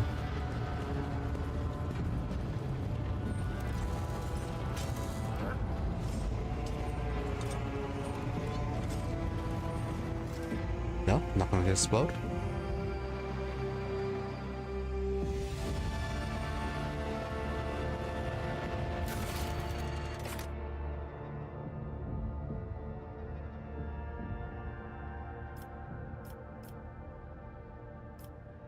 The ship's box system is in need of thorough calibration.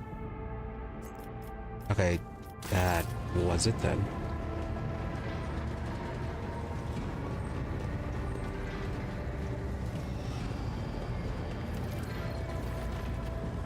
Alright, so that's neat. We can do minor tasks on the bridge.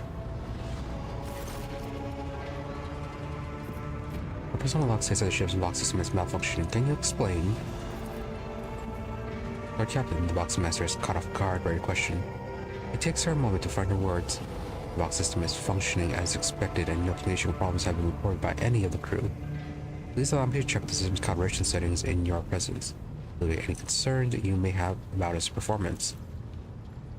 The box master's thin fingers dart between hundreds of wires and cables on the control panel, flipping switches and turning dials. She issues commands and methodically checks the lines of communication with the crew on their deck. At last, accompanied by the sound of static, the crackling of the box, and flickering of signaling lights, the dance of her hands concludes. All official Captain, no issues detected. The system is working as expected. She studies your face as she awaits your response. Alright, thank you for your service. Lord Captain, she offers an unusually deep bow, likely using it to mask her confusion.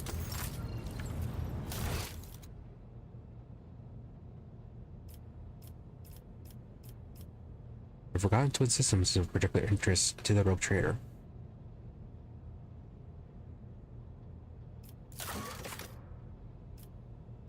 Interesting.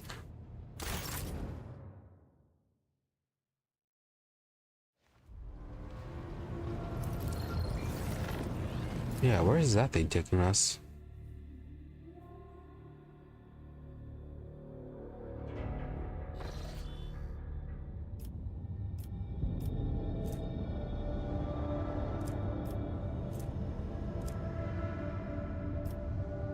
Oh yeah, we just entered this system.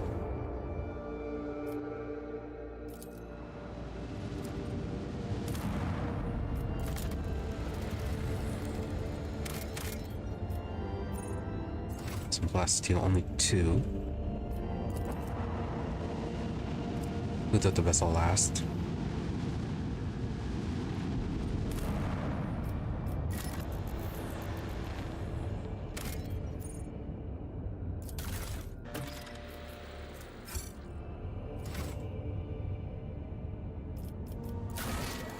Who left us to here?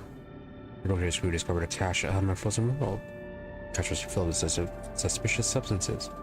The owner will not be too aggrieved by the loss. Yes, hopefully it's not these guys. Not their fault for being too slow. Oh, this world looks nice. Sky stays with pulsating veins.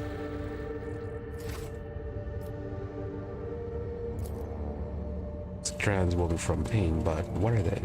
An oddity from the past, or warning from the future?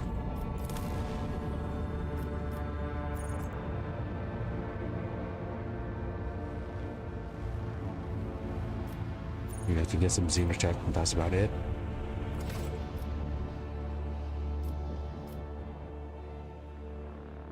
We need to find more of those minerals, those extractors, wherever they are. An unarmed ship hails you as soon as you are in the ejection range. The ship is the Scarlet Pursuer, helmed by Captain Demir Shawnee, has Footfall listed as its home port. The message hints apparently at the connection with the Casbelica mission. The Boxmaster adds that the captain has a proposal for you. And what is the proposal? The ship lets you know that it will readily reward you for any information about burning worlds in the gross expanse. Okay. Odd, but why are they looking for burning worlds? The plan is created seems vague. Captain cites a scholarly curiosity in this understudied type of world. Upon hearing the message, Magus Pascal expresses a keen interest in burning worlds and asks the captain to take the issue into consideration. Ishar Hidari immediately declares that the Captain Shani would never dash about the void out of scholarly curiosity, but only for a suitably high return. In that case, perhaps our Captain 2 might want to look into these burning worlds. Seneschal Bersarian makes no comment regarding the Casbelica message, but is amazed that, for once, his student Magos and mysterious Hidari are in a passionate agreement on something. Safe to assume, though, it's for different reasons.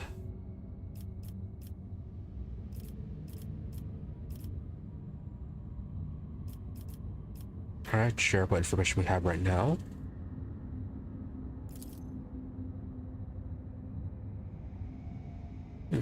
Get 500 reputation. The soul trap. Xeno artifacts. Let them know you have no current information on burning worlds, but are willing to sell any you may obtain in the future. Since Carpenter's projected itinerary information on systems in which you can find it later. Captain looks forward to meeting you again, acquiring information on burning worlds should you possess it.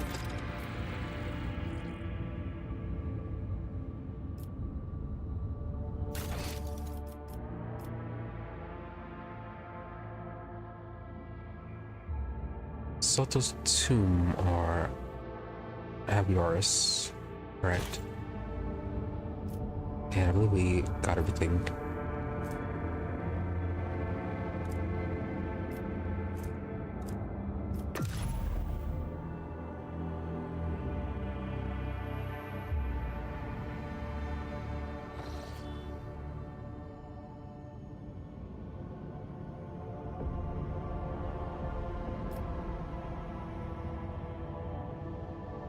Right, so they'll be here when we get more information.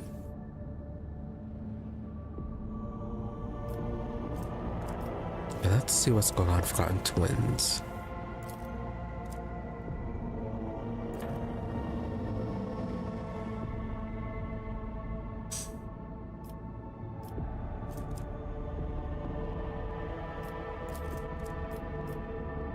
Oh, we're running out of points to chart worlds.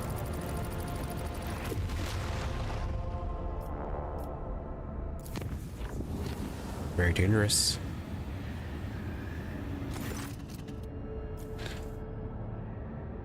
I got their permission to address you with a request.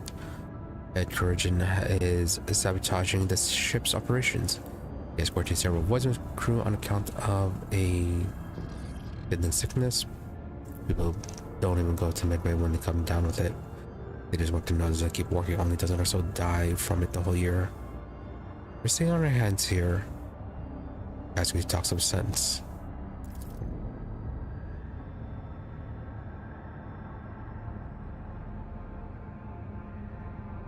Box clicks and you hear a dry, nonchalant response. Greetings, your leadership. My name is Lettered Furious, and I am the Courigan Majoris of the vessel. As your chief medical specialist, I assure you that the quarantine is well warranted. This Python sickness has claimed the lives of a number of meritorious officers in the past. This time I intend to get the epidemic under control, study the disease thoroughly, and develop a proper cure.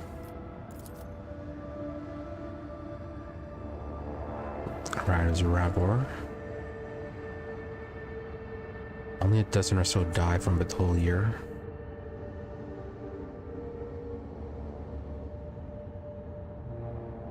I hope you agree that a single period of downtime is a small price to pay.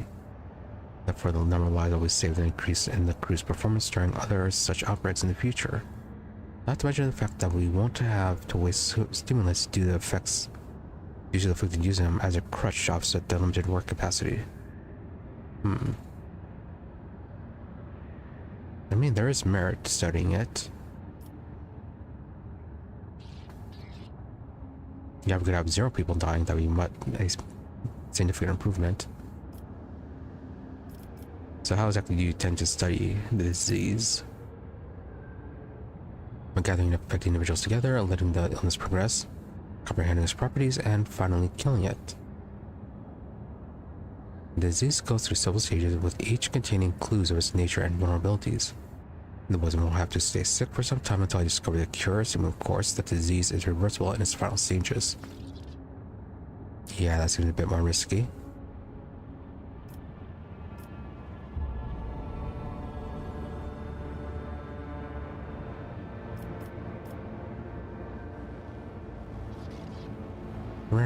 See, for a radical choice, make the most of it. If you understand the disease will indeed let you delve deeper into the nature of the wicked afflictions. You may have as many test subjects as you need. You may expend them all if that is what it takes. Yes, very Nurgle-like. Wise men are to be treated and put back to work. If you want test subjects, tell the Master at Arms to provide you with the required number of convicts and other riffraff. I mean, not a bad option for that one. But yeah, Iconoclast, defeating a disease is a noble goal. But I cannot approve of your methods. Find volunteers. Yeah, find volunteers and compensate them. This may limit the potential of the study, but this approach is also acceptable. I will make up for the lack of material with my expertise. Thank you for taking the crew's health into consideration. Should you require my services, you may find me on the bridge or your ladyship. Oh, new bridge person. And Lord Captain, dire news. A feud has broken out between the clans that maintain the void shield arrays. Rumor has it that lately Theodora was seen on lower decks, and so one of the families called for rebellion against the usurper of the void ship. That is you. So far, no one believes their mad tales, but unrest has begun in the fringes of the compartments. The ship's enforcers are already eliminating the instigating clan or pacify.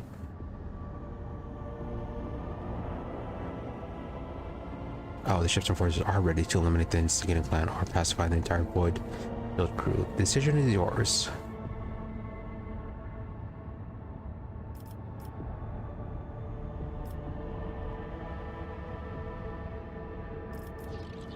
Yeah, what is this story about? Rumors of Lady Theodora's presence on the void ship have been circulating for a long time. Yeah, we have been seeing them.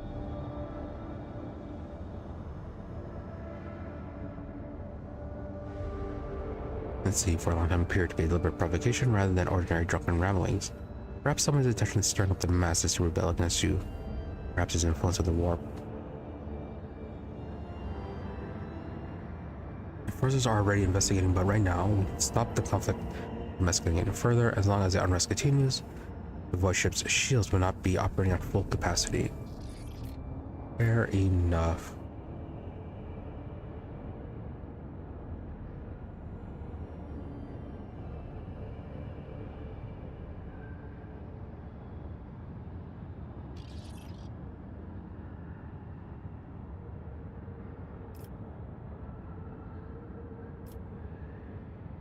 Yeah, we could either destroy the entire clan or just the ones pushing the rumors.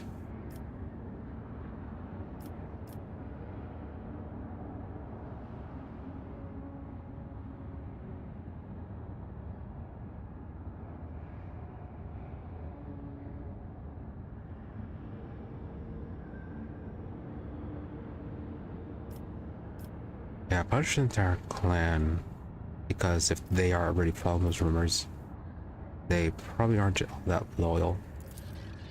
See to it, Lord Captain.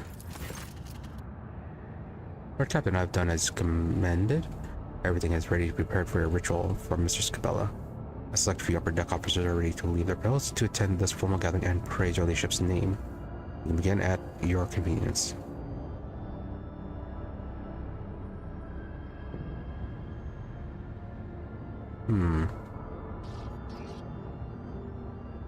Is it really just going to be a fanatical worship?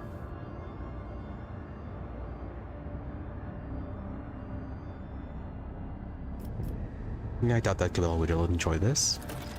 I'm confident that Mr. Cabela will appreciate the effort, both yours and mine. What could be more representative of what Captain's Inner Circle than a formal event in the company of the most eminent members of the crew?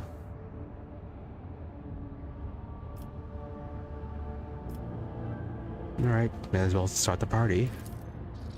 It will be done. I shall signal the servants and notify the invited parties immediately. This demonstrates to Mr. Scabella just how strong of vessel spirits of camaraderie truly is. Yeah, maybe we should have just stuck with the reports.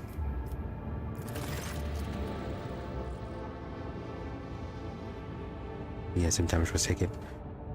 Another watch aboard the void ship has come to an end. Lord Captain, having given her final orders for the day, retired to her chambers for some divine rest. However, the rogue trader Summer was disturbed by horrific nightmares plaguing her mind.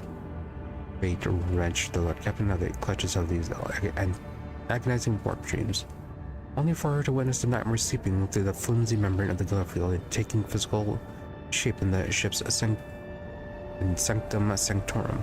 To battle. Ooh. Battle time.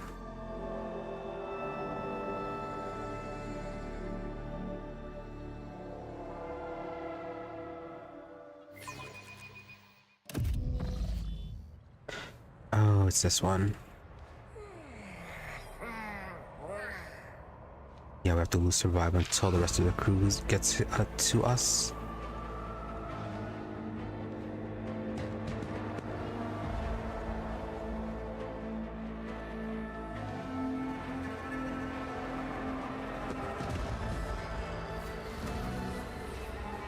Lower deck rabble. How dare they? Against a bunch of demons as well.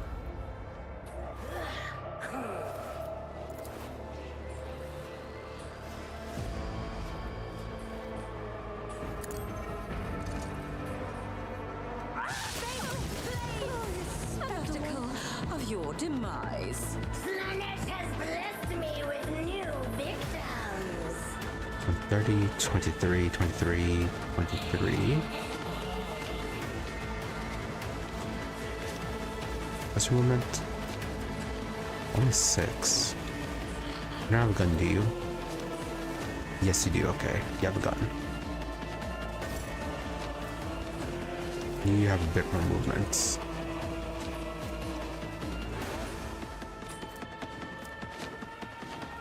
"17 enemies for now.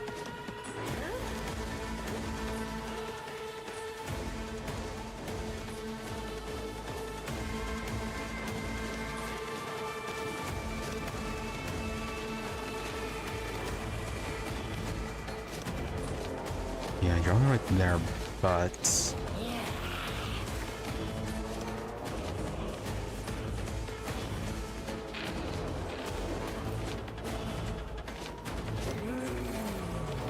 we could probably kill you and then move to cover. That would protect us. At least from those guys, not really from these guys.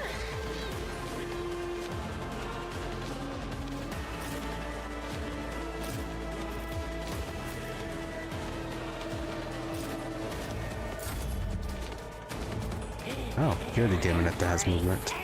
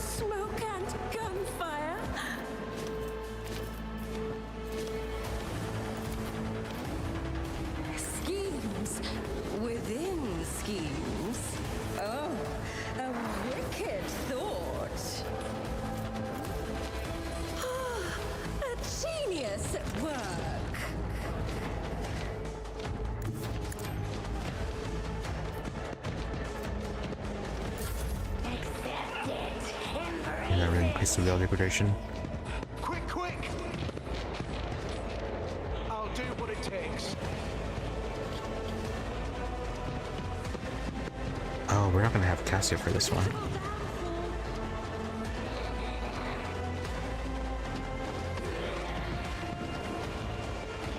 Emperor, protect me. Don't touch me! I can't stand it. Yeah, because I think it brings in the Look out! last party you had. Into sensation. Good dodge. But yeah, if it brings in the last party we had. We moved Cassia, so it's gonna bring in Dara instead.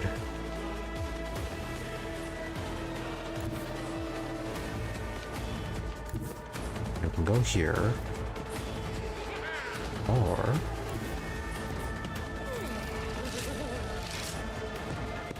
nice bit of shotgunning.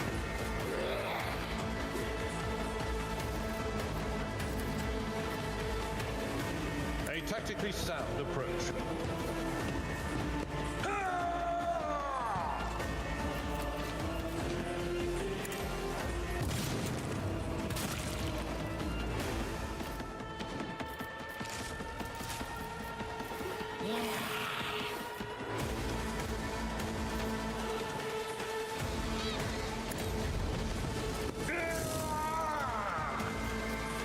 At your beck and call.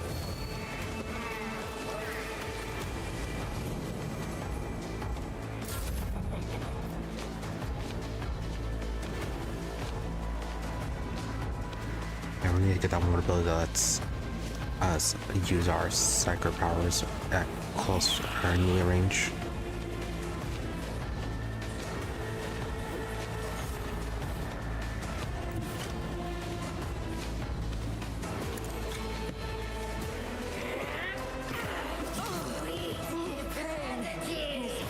Zero.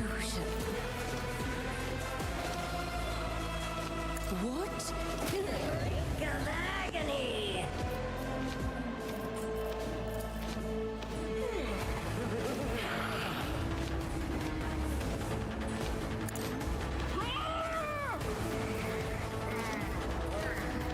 Schemes within schemes.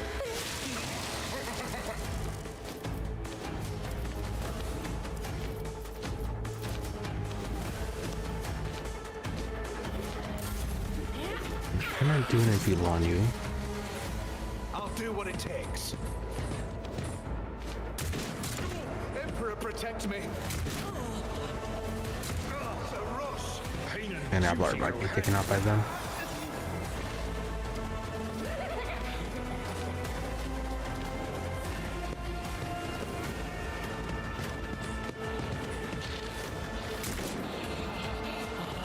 Emperor, protect me. Emperor, protect me! I can't stand it. I'll revert to more conservative tactics. Embrace excess. Burn monotony.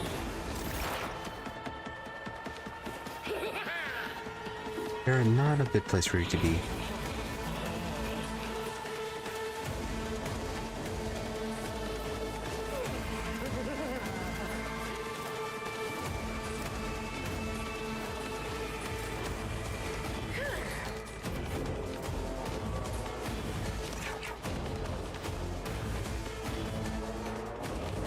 Yeah, shouldn't you be flying?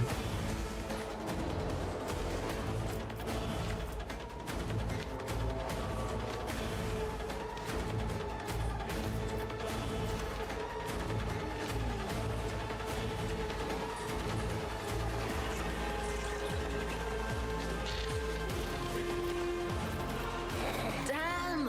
What was the command again? Oh, right.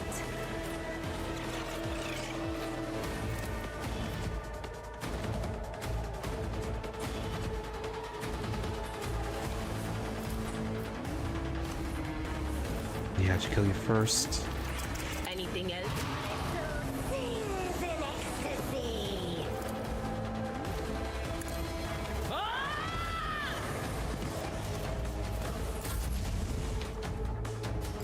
There you go.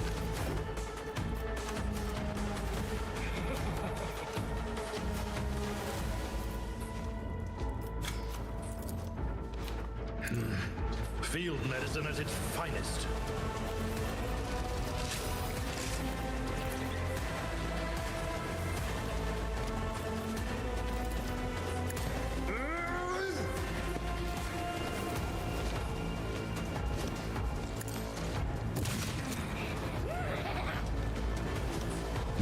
She dodged.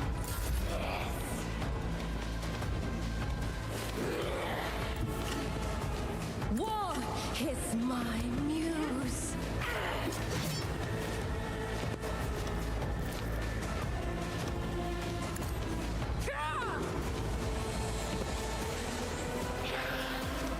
Living feeble.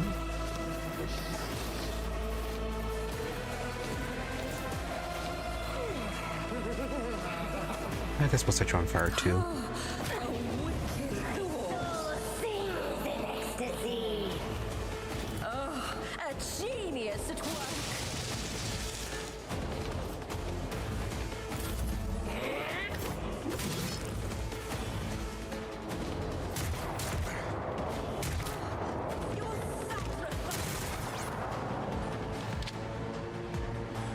Minds exist only Pain soothes my soul.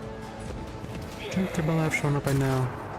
Wasn't her whole thing with that supposed to have let her sense danger?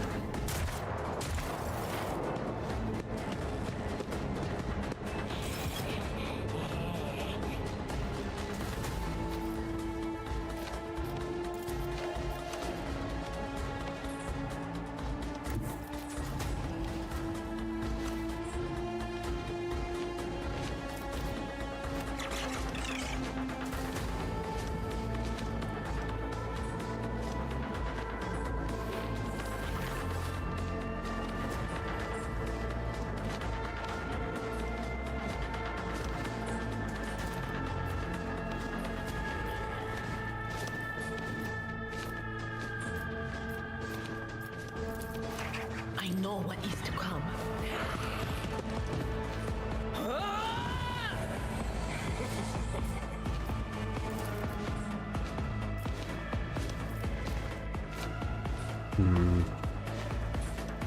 It'd be nice to use this, but that's a lot of real degradation.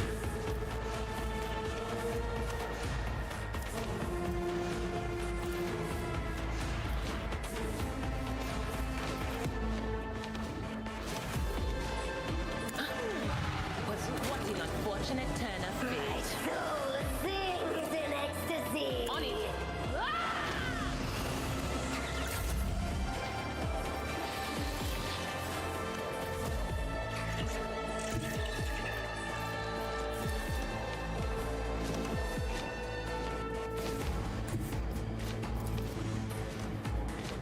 Cool. Although, no, that's yeah, she's right next to him. That's going to make it so that yeah, the unit will retaliate. Rejoice in battle.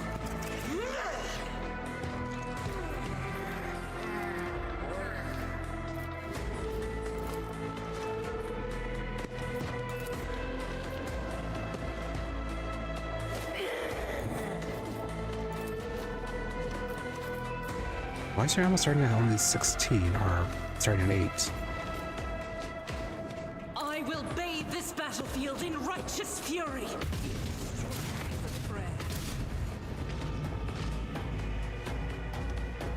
Wow, was not expecting that. 0 damage against some of them. As the Emperor commands, I act.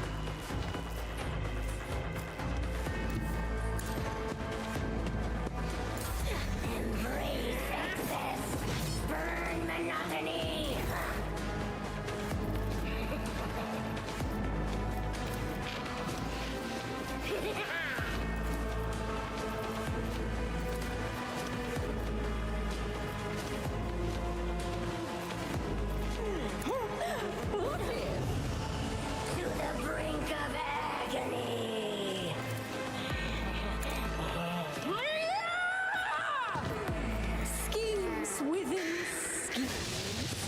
My soul sings in ecstasy. Accept it. Embrace it. I'm not injured. I'm enraged. This way! Emperor, protect me!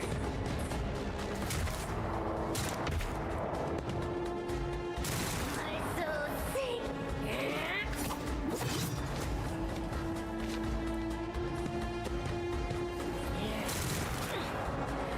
I can handle this.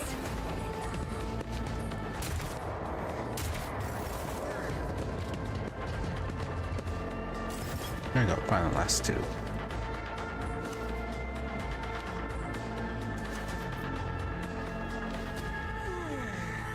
Okay, get up to Bella.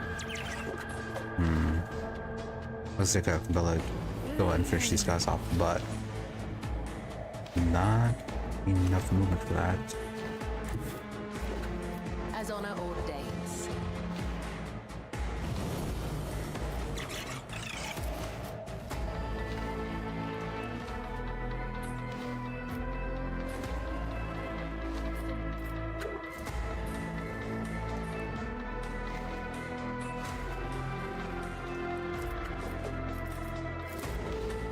I thought this doesn't cause damage to allies. And you dodged. How dare you?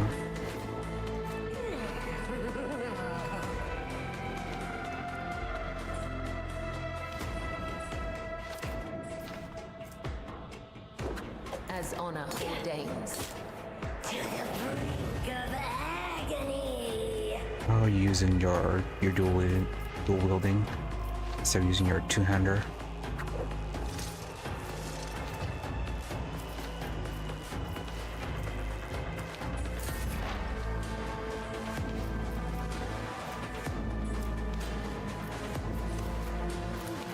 Anything else?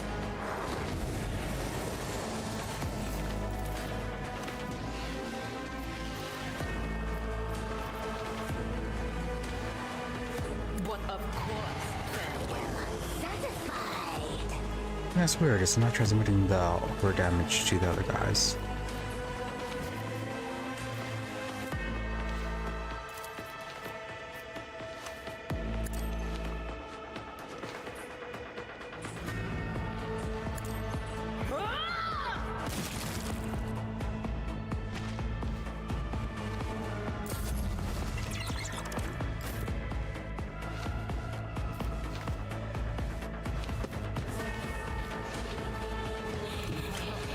The enemies of the Emperor will be undone.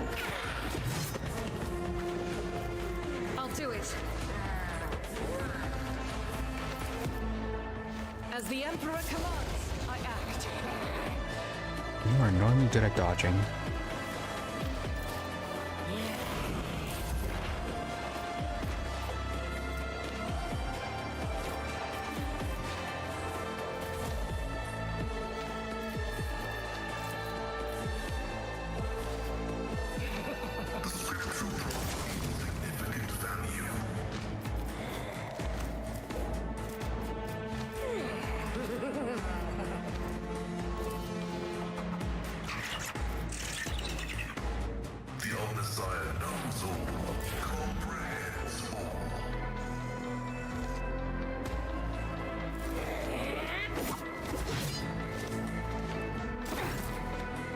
My soul sings in ecstasy. Very surprised she's still hanging on this much.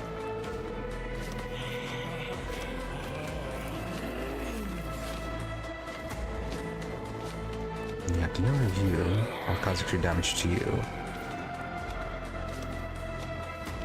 Now, you'll be dead your turn, so that'll be fine. Let's see. Another one is shattered.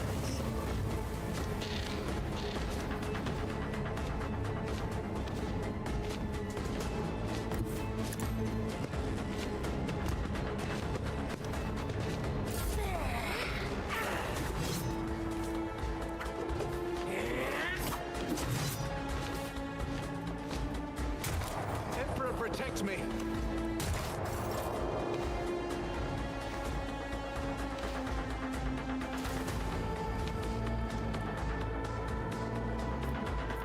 I I shall not fail.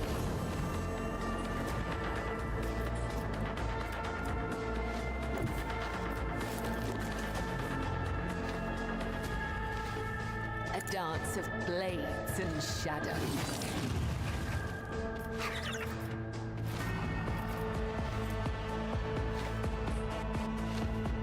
As honor ordains.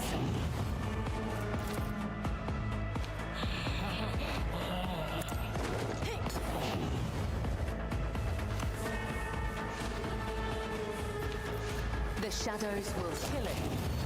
Brings me no pleasure.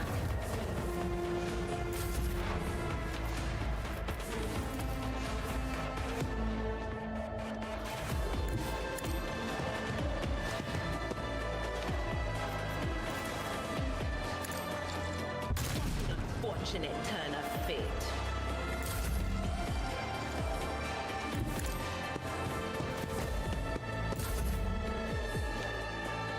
Activate calculated fury algorithm.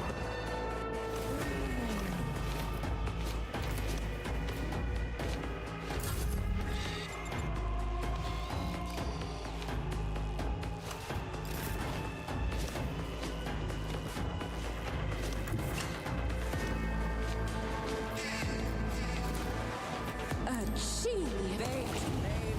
Another one. Huh. What if...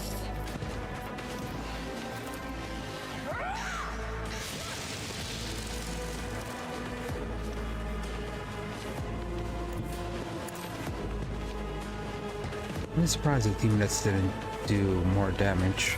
Look out!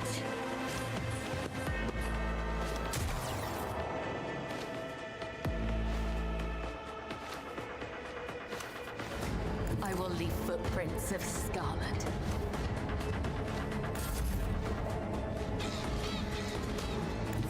They who discern the future own the battlefield.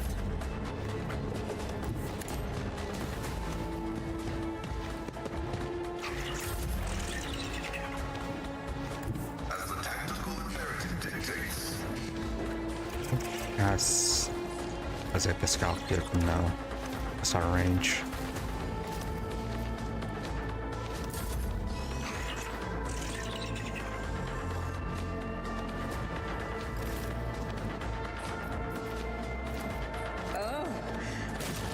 Another one is shattered! And then Yavalar died.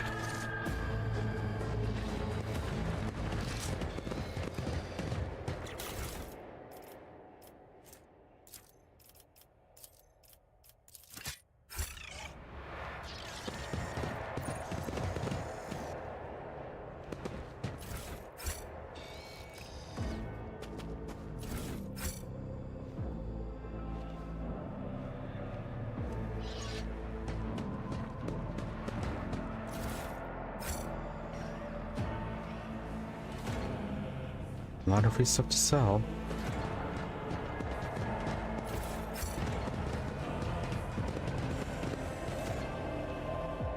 And they kill all the path attendants. What a waste.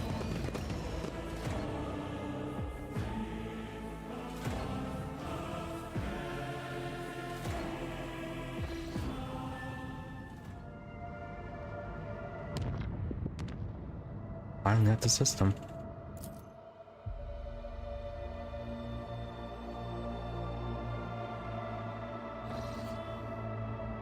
According to the ship's log, leased to an unremarkable system, Naguk reports that the rays cannot register anything worthy of the Lord Captain's attention. But this log entry just someone's idea of a joke.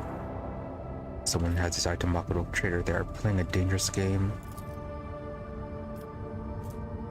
Perhaps.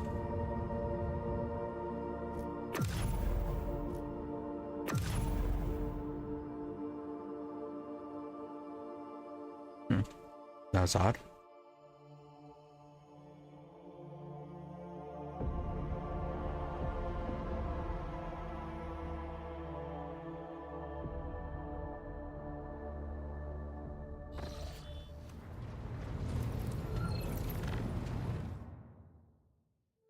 Alright, hold on. Be right back.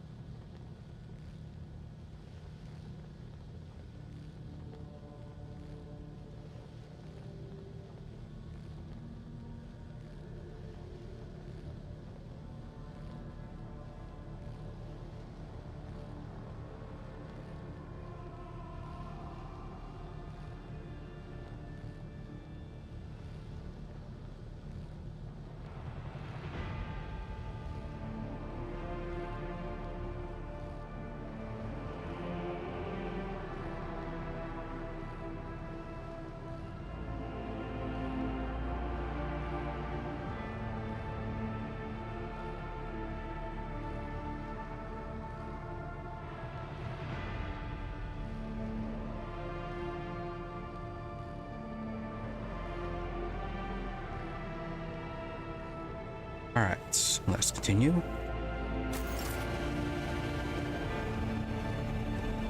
Let's see, where are we? Oh yeah, we're going to have that party for Bella.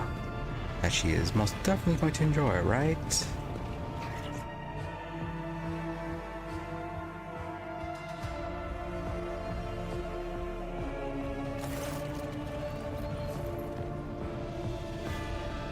No?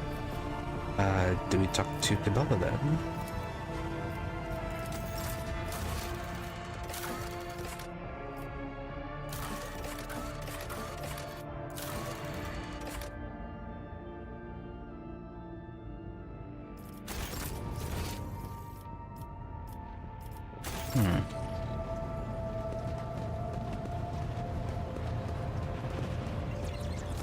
Domin.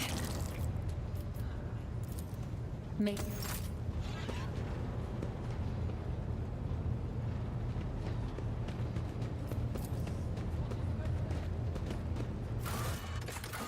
Oh, the officer's there. New place.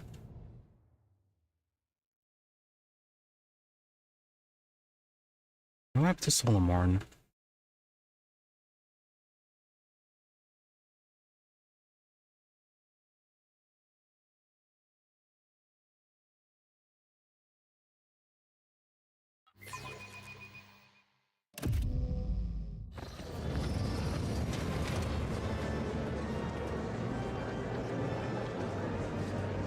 Ooh, fancy party.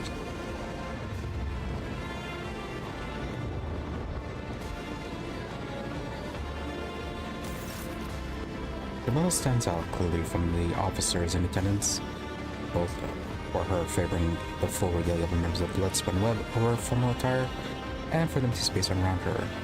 The attendees are keeping the distance as if an air of mortal danger repels them from your companion. Janus Danrock, whose keen, worried gaze is locked on Cabela. His mouth is stretched into the most courteous smiles, gives you a hurried bow. Your ladyship? Cabela. Domin Gamma, you are here. Cabela sounds neither excited nor solemn. Tone is indifferent as her fearsome metal claws clutch a slice of fruit from one of the plates.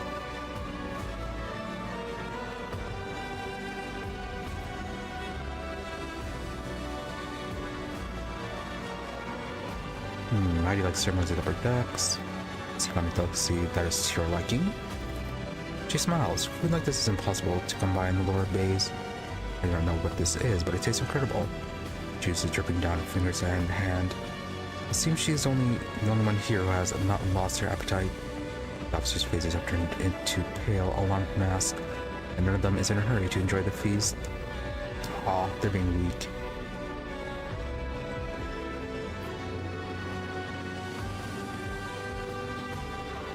Yeah, how do you feel about the ceremonies of the upper decks?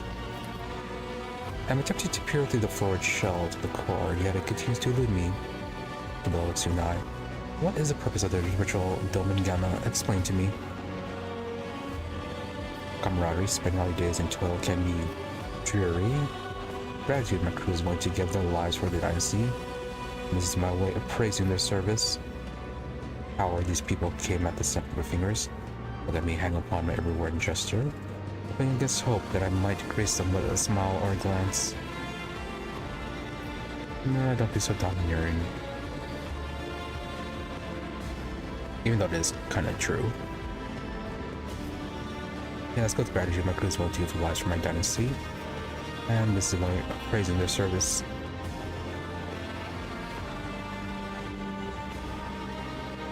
Although, if we say this kind of leaves the question of what about the other decks? Why only the upper crew?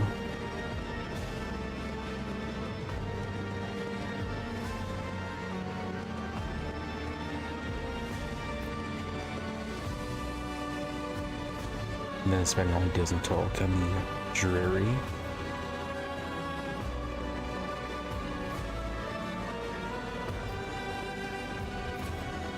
Dreary, serving one's thread and not the greatest joy there is.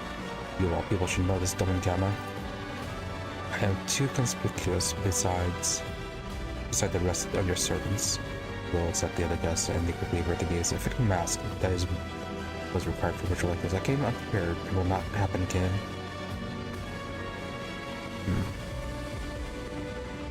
Well, she does have some awareness about these things. So though they shouldn't be fearing her that much. So how are you doing? Nothing wrong. Strange people, strange sounds and gestures. The girl lets out a sharp breath. Her gaze becomes vacant and her hand reaches for the table knife. I am losing myself in this whirlpool. Grasping the knife, she begins to carve the lines of writing the expensive wooden tabletop. A nervous murmur runs through the crowd. The tense gazes are locked on the harmless-looking, barely sharpened metal utensil in the hand of the cultist of the blood-spun web.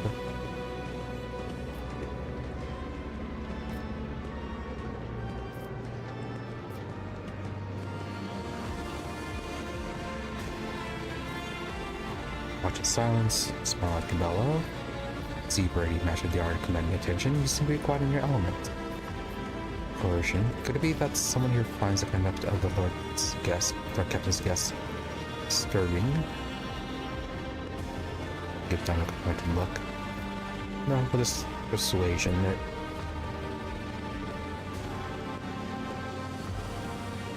I mean, no point in threatening the guests. If they're disturbed, then yeah, I can't really force them to change, or at least not right away. Since he already mastered the art of commanding attention. She blinks in surprise and looks up at you. She glances back and forth, seemingly privy to the meaning of the words. And her clear, genuine laughter fills the room, starting everyone around her. I suppose that's true, Gamma. I will not fluster your subjects further. The bella glances at the maze that she has inscribed in size. Whenever I lose my thread, whenever I'm forced to stray by the outside world, I return to the labyrinth. It has all the answers. My meditation helps in finding my way out. I regain myself and praise the righteousness of serving the Undying One.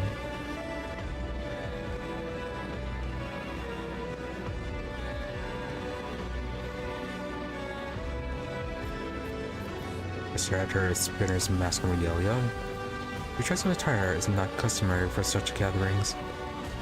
I mean, she did kind of gather that herself. He looks at you with mouth feature. My appearance tells those around me who I am. Everyone here is wearing a mask for their respective thread. This is not a requirement for a ritual. He glances at the opulent room. Nelson decor and the handsomely dressed officers.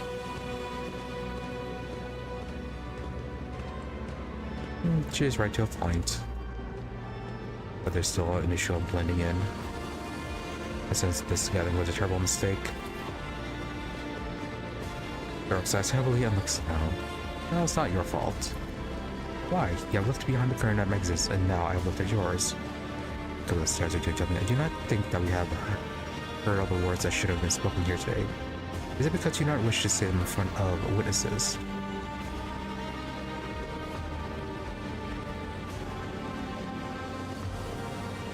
I grow weary of the crowd, take a walk with me.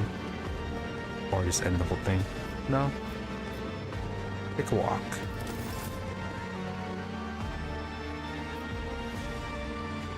Abella avoids your gaze as the two of you walk away from the other guests. She seems calm, but a slight tremble running down her right hand betrays her agitation. Once you're alone, she looks straight at you. I have discerned what you're doing here, and I know that your calling ritual was a ruse. True rituals are constant, immutable, like the cycles of the cooling machines in the ship's bowels or the shift of the bay's servants. This was spontaneous, something to prepare just for me, and then you stayed at my side the entire time. Now here you are, granting me yet another quest. Why is that?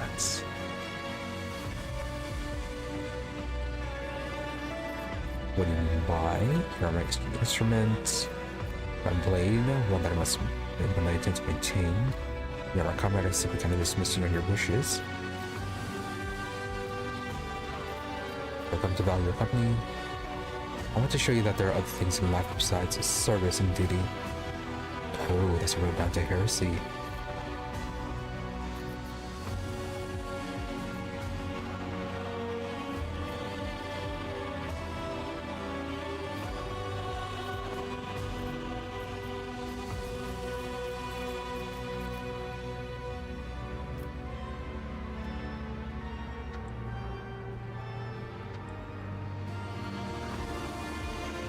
Yeah, at least with this one though, might have her stop taking things too seriously.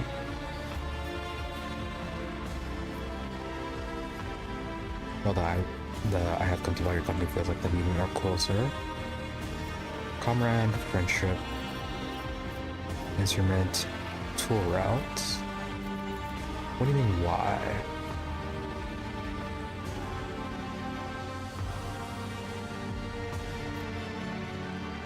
I will be getting her thoughts on this.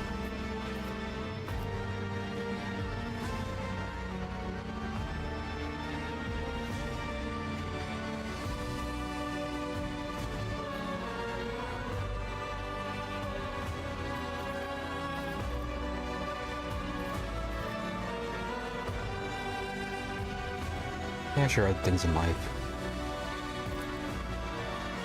Just ahead, setting up these other things. She suddenly looks away, smile touches her lips. Oh, so she can't smile. He asked me if I wanted to look at the witch's reward. I was not entirely candid with my answer. Yes, I see the woman's world is a priceless gift, but what I truly wish for was to see what you gives you a searching look in her eyes. What do you think, Gamma? Has it really failed you? Oh. Okay.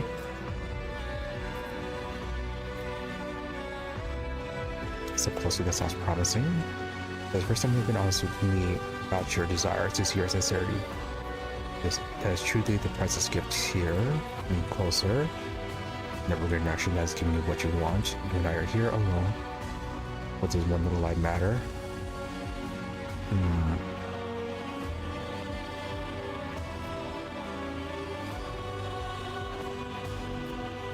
Yeah, this feels more like a corruption route type thing. I have no use for play to try to deceive and toy with me, remember that?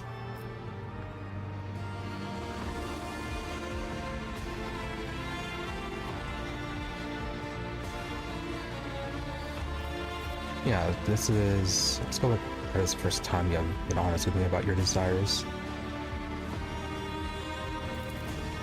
The rest of face darkens for a moment, but then almost immediately, her faint smile goes wider. The luxury that no spitter can afford, her voice drops to a soft whisper.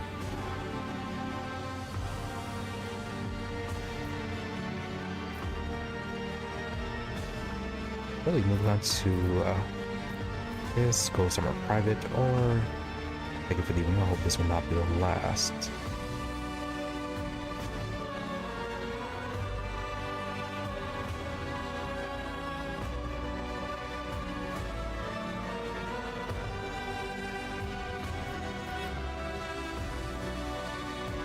Yeah, certainly there are options. Oh, but are these going to be trap options or not?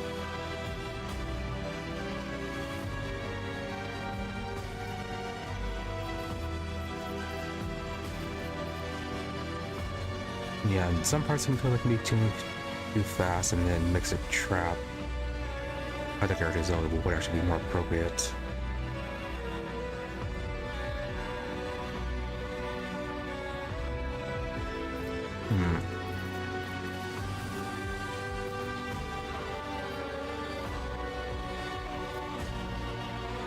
Maybe go with the private one?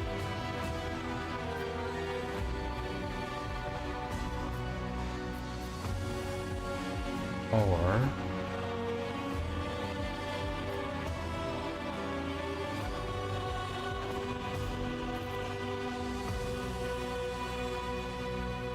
yeah, but this would actually end it.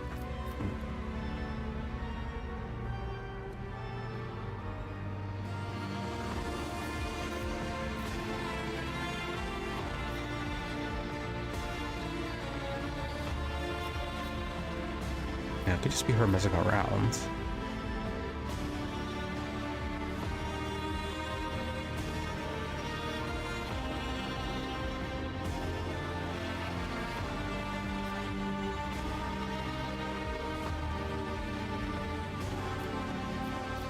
Just go with the kiss.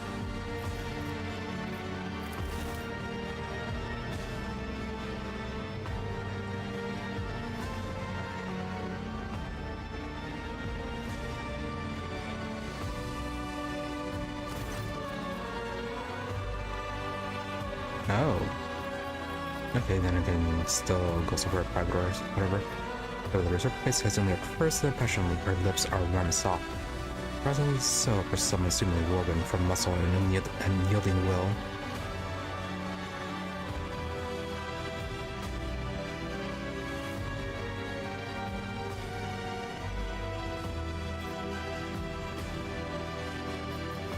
Yeah, so for now, if we push it too far, it might lead it to some heresy.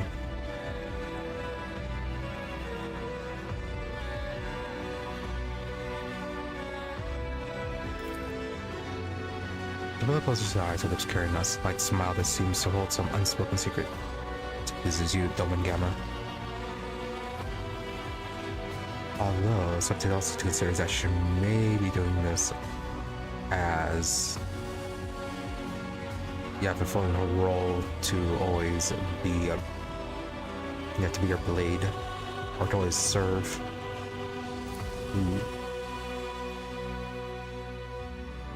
That is certainly another thing to consider.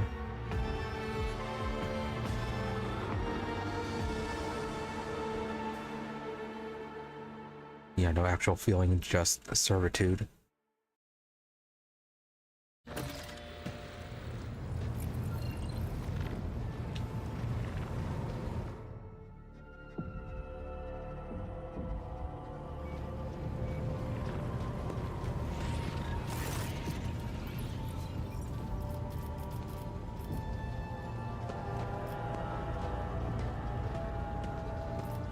Or the shipping transportation of goods. Oh, okay. Okay, we can actually do the trading without actually without talking to the NPCs in person.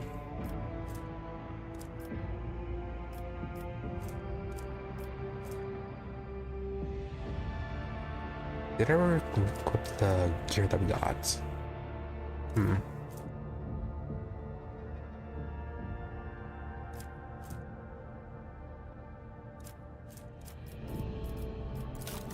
Well, let's see if we can boost our reputation.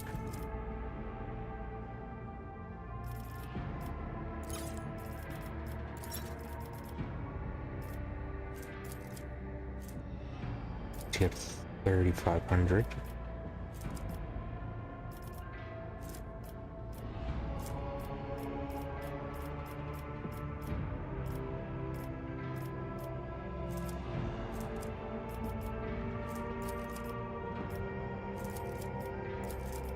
Yeah, costly to upgrade our reputation with Imperial Navy.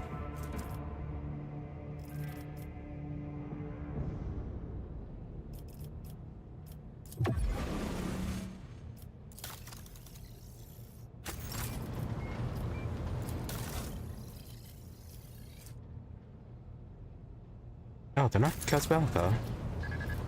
Oh, Fellowship of the Void is different.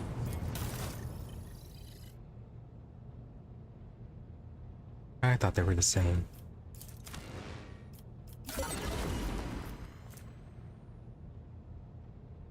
That is very expensive. 50 for Commissar boots.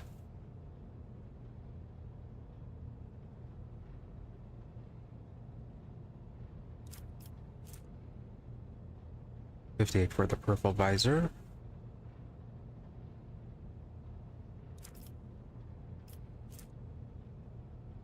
And 66 for this one. Yeah, all for rank 0 reputation.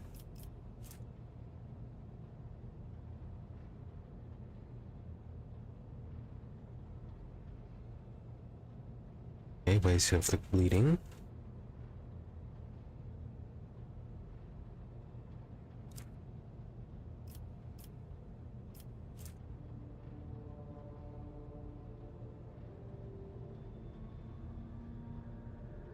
Might good for Argenta.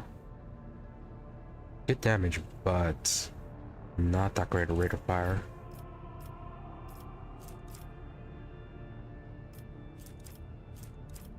Yeah, his stuff is super expensive.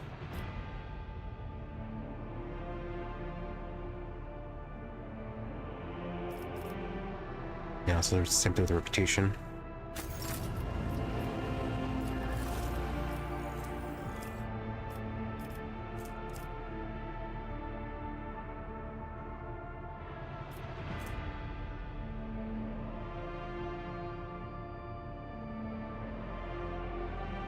Yeah, I feel like this would be good for Pascal. What about the Drusians? Yep, more medkits.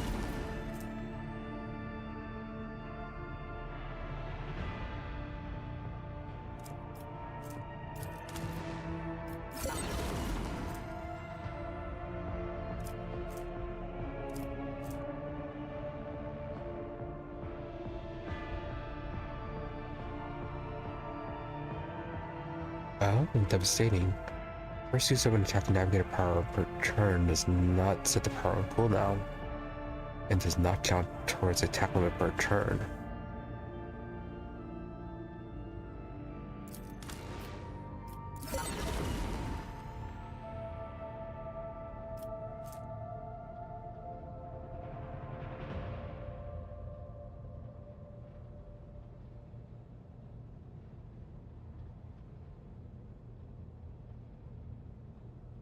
Emperor's Wrath, interesting. But it is two-handed. Can't use a shield. Eldest Cloak.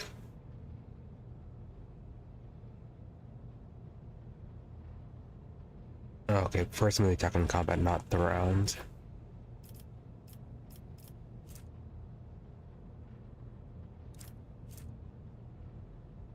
Heavy Bolter. Oh yeah, this is basically what we'd want to get Argenta.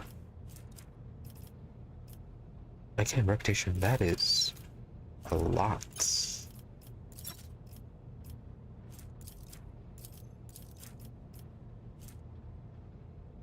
Yeah, a lot just to get to rank 1.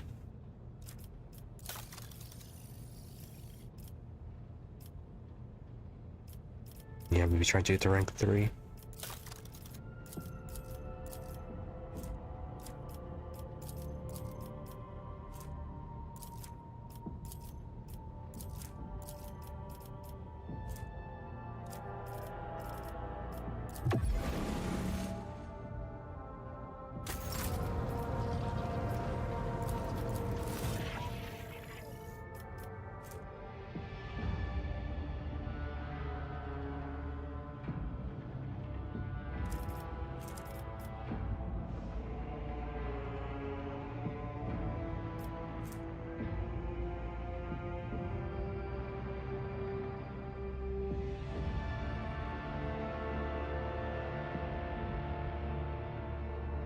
See?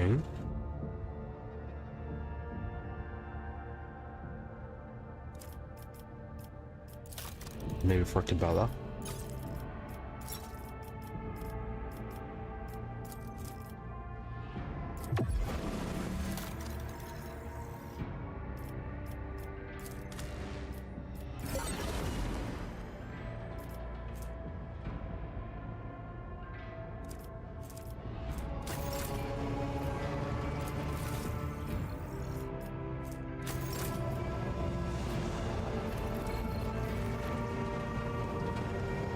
Alright, good items.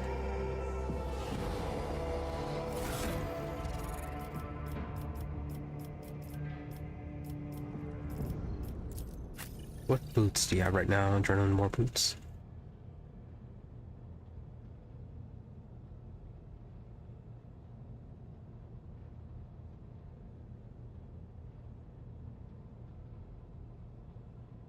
Yeah, 20% dodge.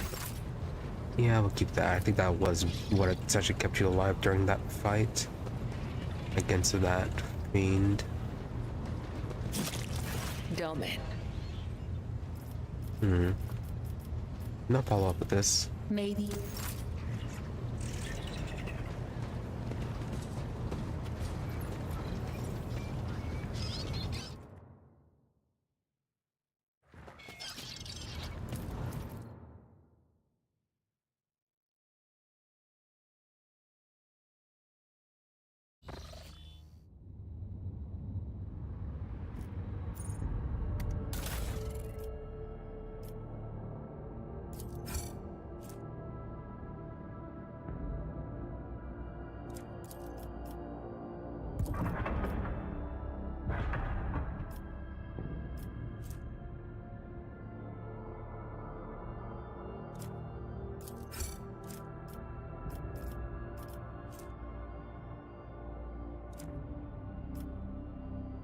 Okay, apparently nothing to put there.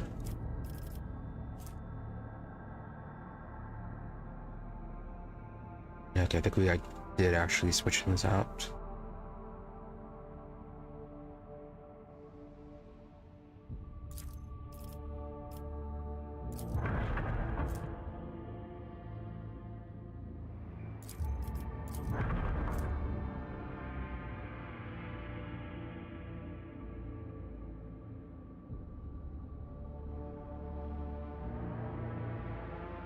Yeah, we have these ones equipped.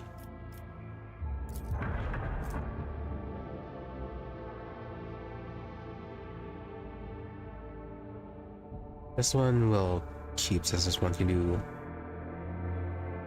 as a bonus against blast attacks. Now then, to find out why we got sent here.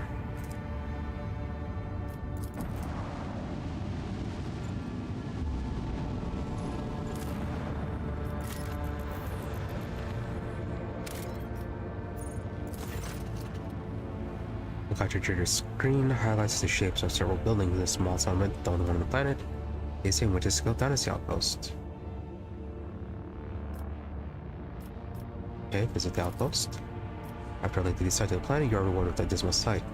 Our outpost consists of long columns of uniform bunkhouses, machine hangars, and a large headquarters, topped with a massive antenna of an ancient boxcaster.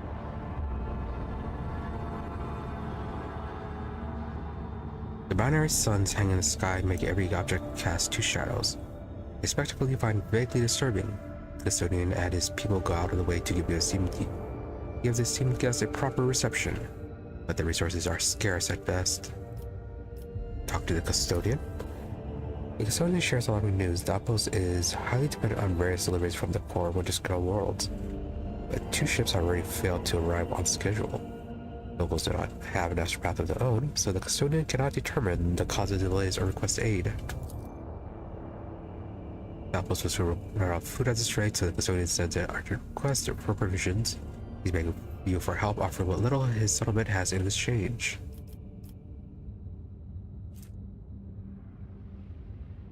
Well, luckily we got those provisions.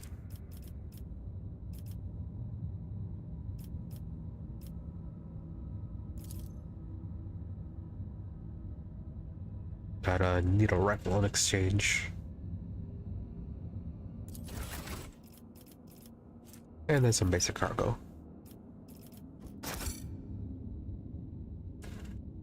The return journey treats you to a rare unexplored spectacle. An eclipse begins as one of the 2 local suns cover the other. Watching the temperatures drop, lighting changes, and the double shadow vanishes. The 2 disks in the sky merge, forming a shimmering oval, and then becoming one. Eventually the past event passes, leaving behind a vivid memory.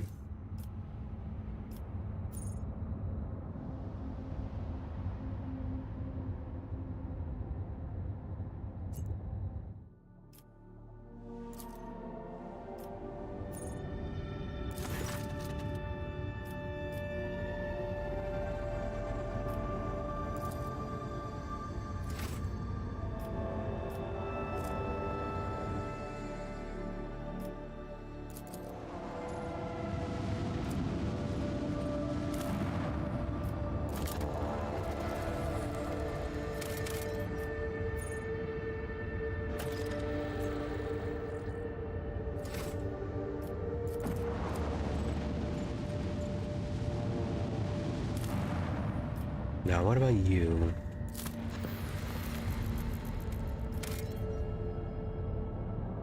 Those ways have gone wild. We should go back into orbit.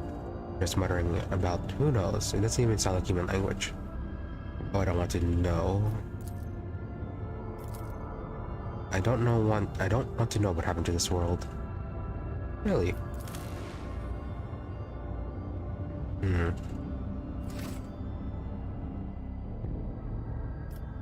Well, oh, forgot to repair.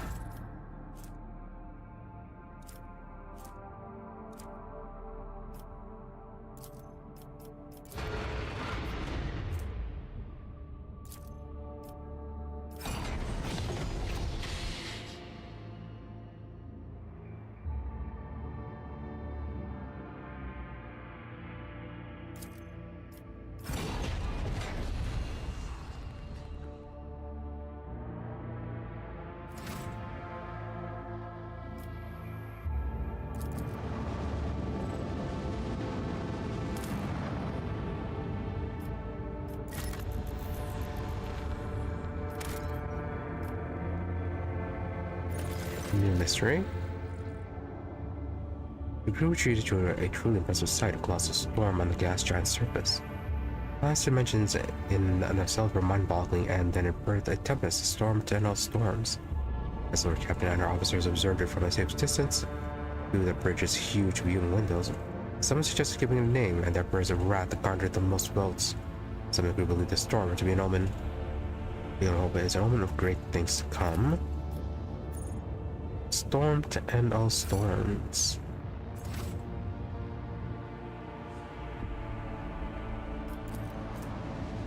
Right, last world.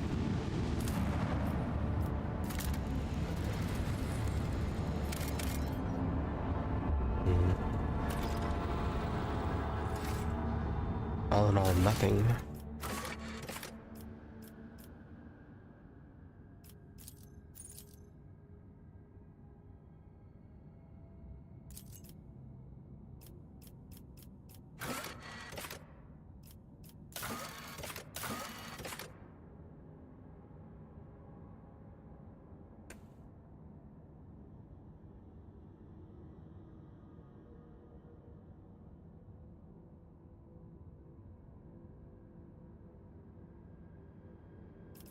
And that's to a new world. So what's going on with this quest?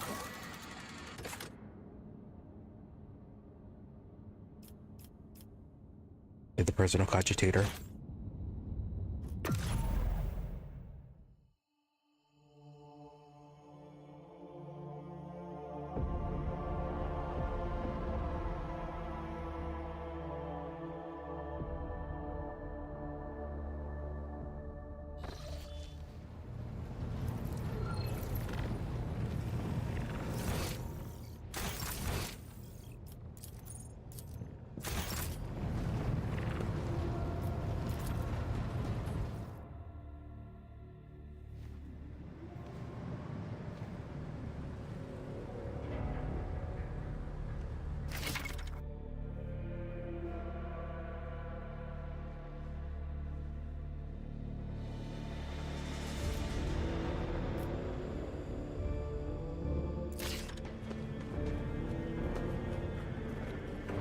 They're still talking about that thing, but it never shows where it is.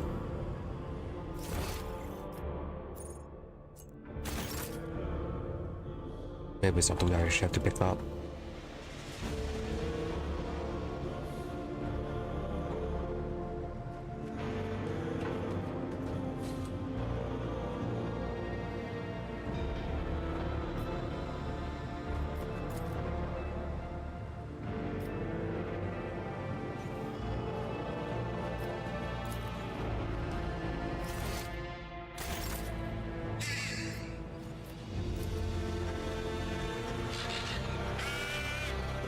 Wait, let's talk about the personal cogitator. That would be that machine on the bridge, right?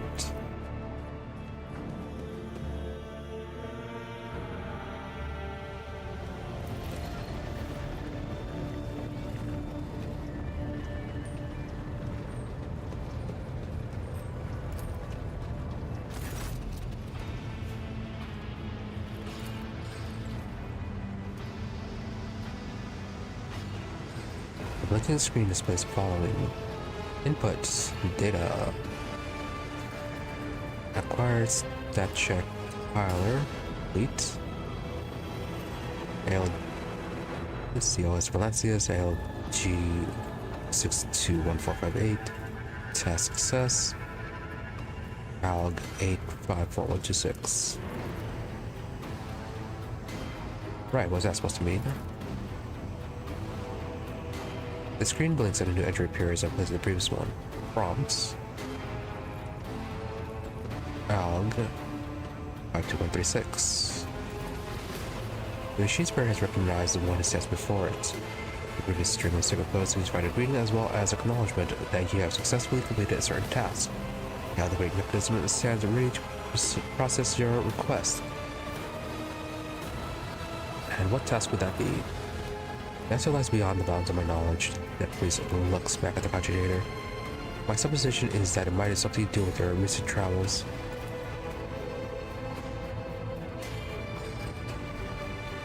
The screen flickers repeatedly and updates the text.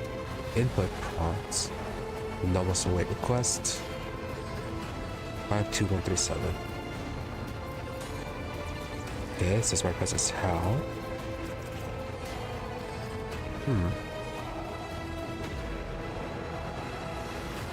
Because it was Molly forging the distant Mechanicus, so that my serve the rogue trader, was in your presence that machine spirits first manifested itself.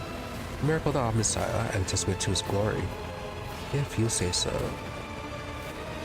Or about something. No? What is that it? Apparently so.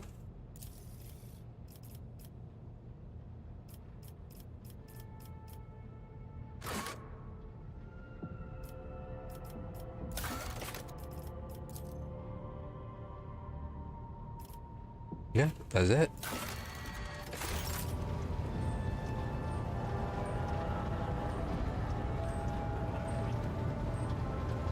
Odd.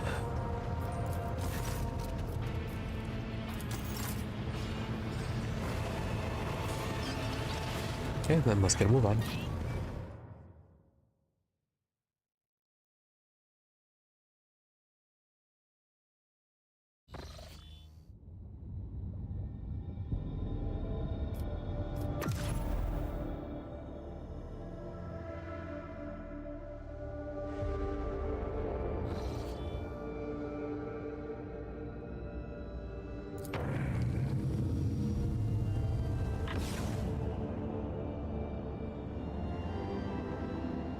Okay, good, you found those routes. Name the star.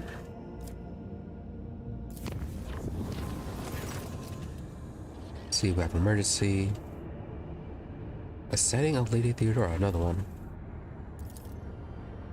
The messages we have received are complete and vague. Little more than yelling and historical claims. There are reports of casualties and unrest. Our main question has already been sealed off, but I thought you might want to look into what's going on. And what's especially disturbing, there are mentions of Madeira to last being present at the scene. Okay, what's she doing there? Madeira broke her micro bead, so I wasn't able to find out anything from her. But Lord Captain, Madeira's a sucker and we are in the warp. You are the only one who would risk sending for the department, and if you do not, we will never see Madeira again. Thank you, Lord Captain. Do not ignore this matter. We could let the enforcers handle it. But no, they'll probably just shoot her. Let's deal with this.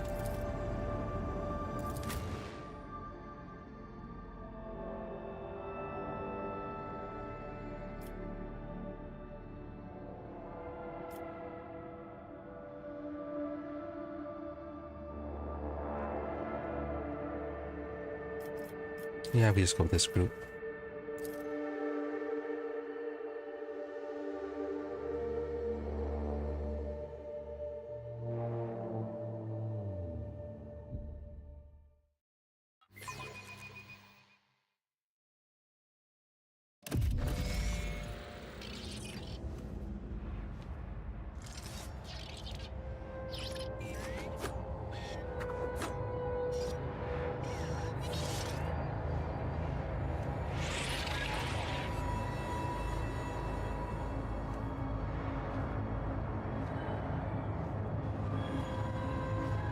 Alright, how big is this place? Not that large. And I think I know what this minute's about.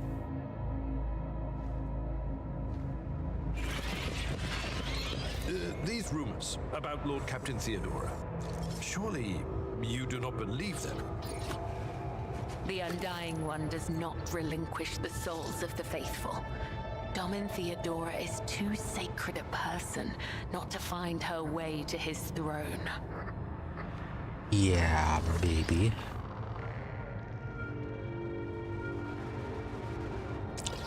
There's a reason you're quick to approach her in the same way. Theodora, and now who deigns to grace us with their presence? Another gaggle of heretics and traitors thirsting to get their due for what they've done? Or is it the leader herself who has finally grown tired of hiding behind others?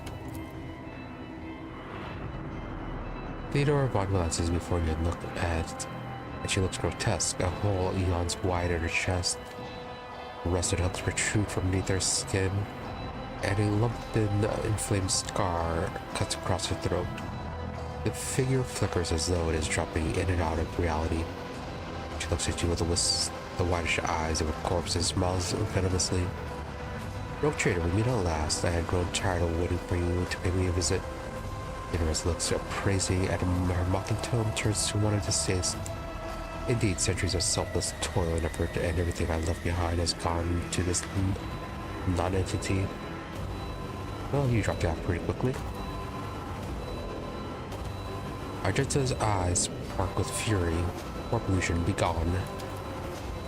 Argenta, my dear, there's no need to make such a fuss. Why don't we sit down over a cup of recap like we used to? I'll listen to your rapturous tales of sacred relics brought inside your special path. You must have been so lonely without me here.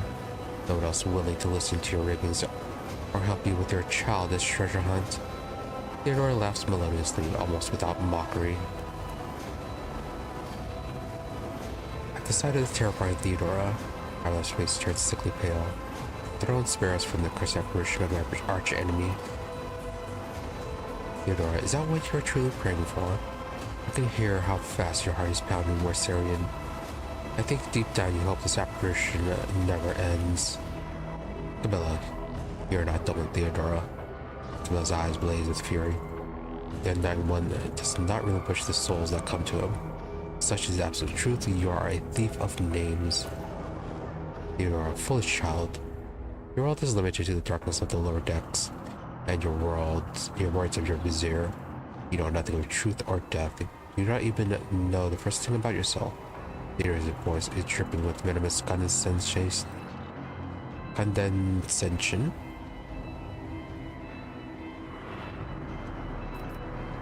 Right, what are you? We have already met.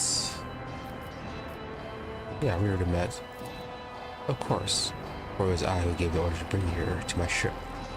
Now I rue that decision now, and how I regret heeding the advice of my seneschal. How about Mr. Shortly? How can this be? It is the same vision as on the officer's deck, yet entirely different. Why does he not remember that meeting? And why does he remember what the real Lady Theodora did? Alas, my glorious voyage through a life was ended in the dullest possible way, by death. I mused as I stayed up as long as possible, as long as I could. But do not weep for me, my girl.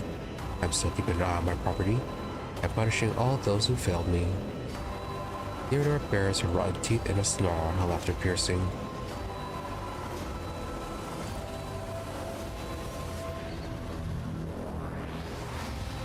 Well, you're not important. Where is Adira?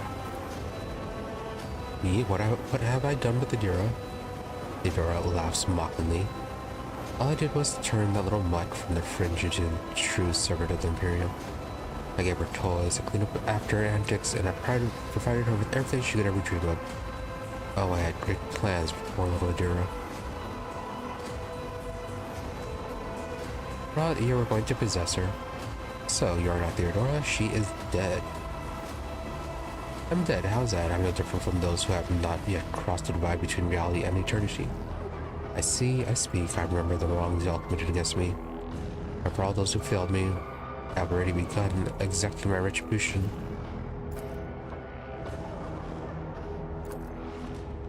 I truly am Theodora, the remnants of herself that she left behind in this world. I am an echo of her memories preserved in the minds of those who cared for her. I am the taste of tears spilled for the unsaid and the undone. I am the terror of she who failed to turn the tide of her fate and who refuses to look truth in the face. I am as real as the human passions that bring worlds to ruin. Yep, you are a warp construct. Yeah, then who really killed you? Oh, wouldn't you like to know the answer to that question? I don't even know which would be more satisfying. Give me an honest answer or leave it in languish. Your ignorance. We'll see how you conduct yourself. That's because you do not know, do you? So what do you want? Theodora weirdly rolls her eyes. Matters are so dire that the pleas of one of my servants breached the death veil to reach my ears. How could I ignore such a desperate cry for help? And for my little Jura, no less. And once I appeared here, of course I had to meet the pretender who has allowed this deplorable state of affairs. You know what? We'll send you back to the Mr. Crawled out of. You, of all people, to ever threaten me, you are the most pathetic. All that you possess now was given to you in error. You are unworthy of such a generous gift, and you are incapable of holding on to it. And you are a ghost. While you are a rotting corpse possessed, I'm here to seek retribution against all who failed me. My brainless crew, my useless officers, my pathetic servants, who turned their backs on their mistress in their darkest hour, and worst of all, you, my dear heir. You who have undeservedly claimed the word and everything else that is mine. I will drag it all to the warp with me, including you. Sure you will.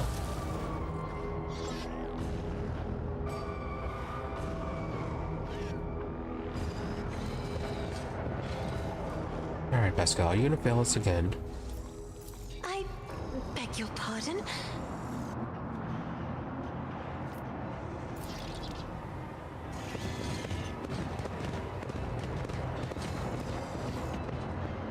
Well, someone failed.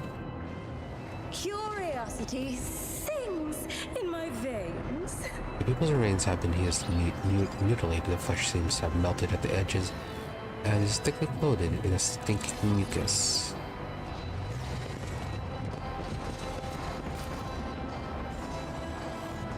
Walls dented as though someone tried to break the way out.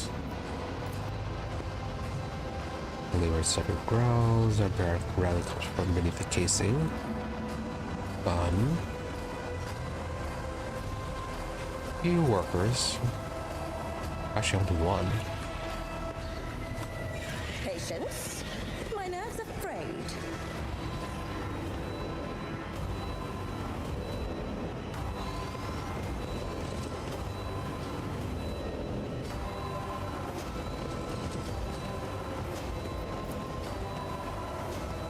You're not gonna suddenly transform, are you? And Theodore is right there.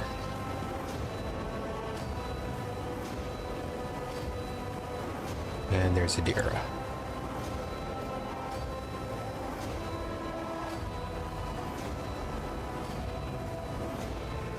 Virgie, I clearly remember her being around here somewhere.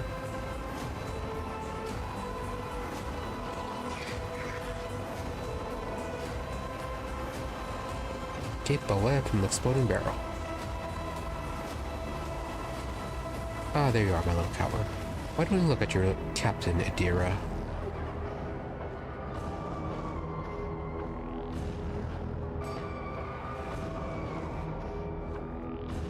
It's wrong, all wrong. Look at her, girl. My little Adira is utterly trapped in her visions.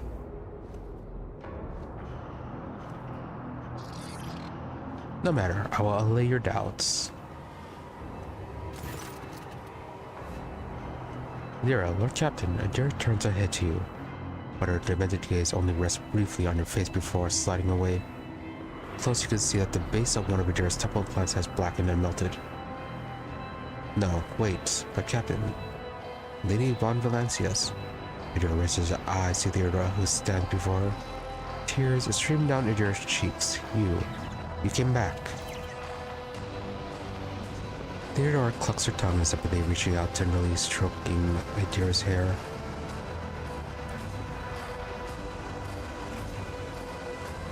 Poor little Adira. There. How could I not come? You were crying for me so desperately, your pleas carried her to the very depths of the warp itself. The smile suddenly drops from her mutilated face. Why didn't you save me? Why didn't you warn me? Answer me, you insignificant wretch, or I'll drag the answer out of you myself. Theodora's fingers dig into Adira's scalp, meeting no resistance. Why did I not foresee this? Adira lets out a soul-chilling howl. It tries to grab the hand tearing into her, but her fingers pass through the monster's flesh. And only one damage taken. I didn't hear anything. I didn't hear anything that could have had anything to do with you. I'm sorry, Lord Captain, I failed. Your breath just turns to scream and you feel the air around you grow rapidly colder.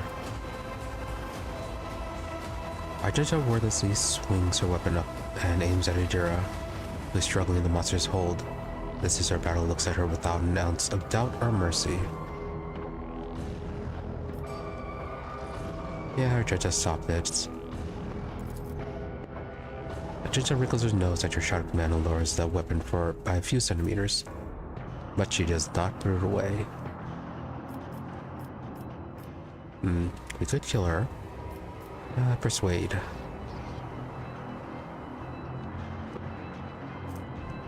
Adira, I'm your captain, not her. Listen to me and snap out of it. Adira shudders and looks up. Then she blinks, disoriented and looks at you. Captain? Theodore shoves a circular web, the low snarl. The rope trader's body begins to change, losing its human shape. Chaos will devour you. It will devour everyone responsible for my death. Die. Die for the delectation of my lord.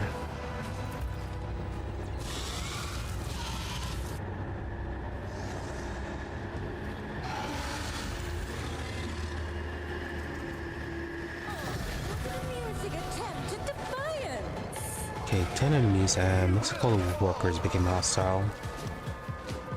Right before we start this, I'll be right back.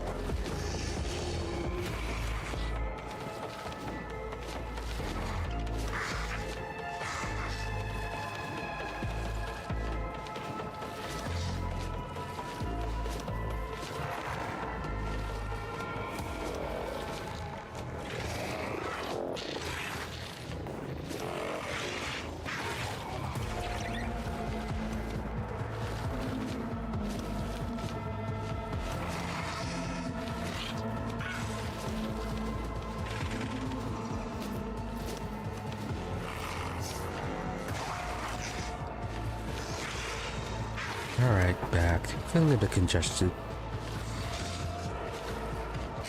Probably end things once this fight ends, even if it is a little bit early.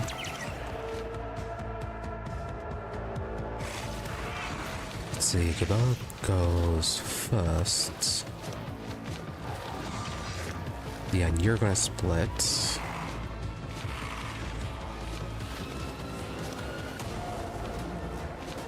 And then basic workers down here. Cassia can probably deal with most of them. What are your guys' movement? 8? Okay, you actually have decent movement.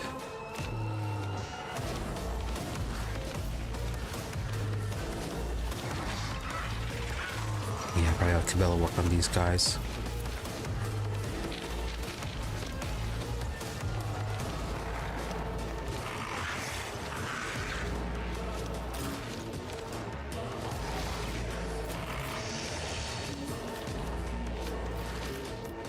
Cassia is near at the end.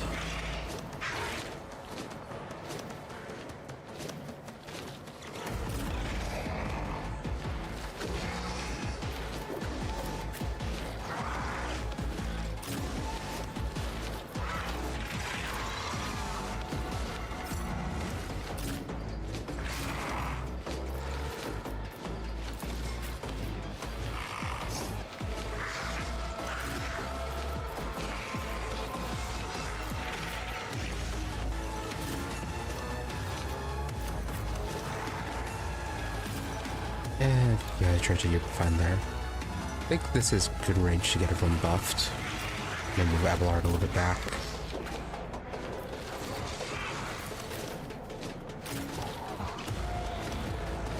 Yeah, I should be able to get a good buff from most everyone.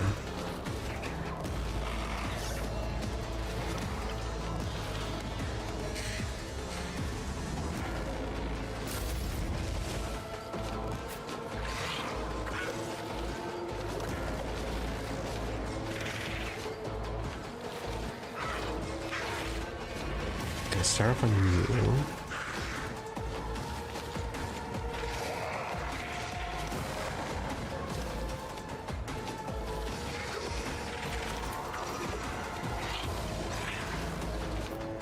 As honor ordains.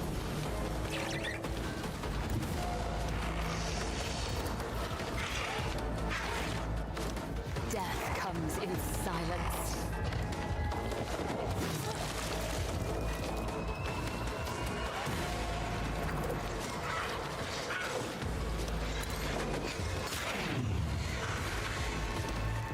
This has a dodge.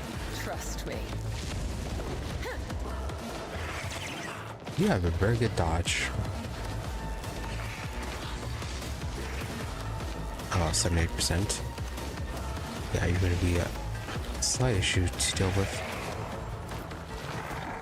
As honor ordains.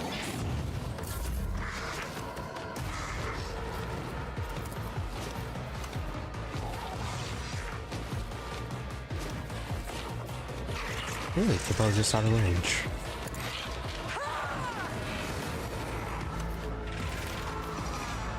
Schemes within schemes. I'm powerless to act. Step by step, I lead.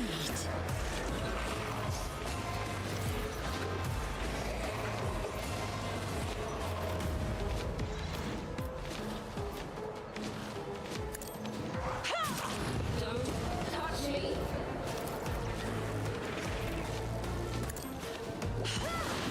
Oh, I forgot to give her her weapon.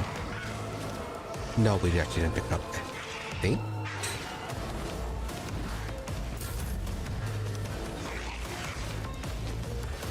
Shattered foes in my wake.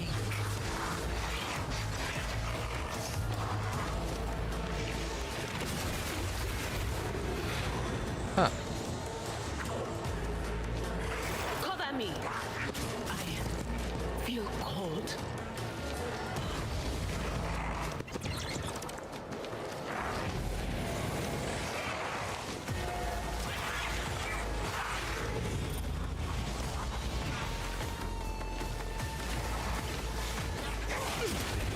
Shields me.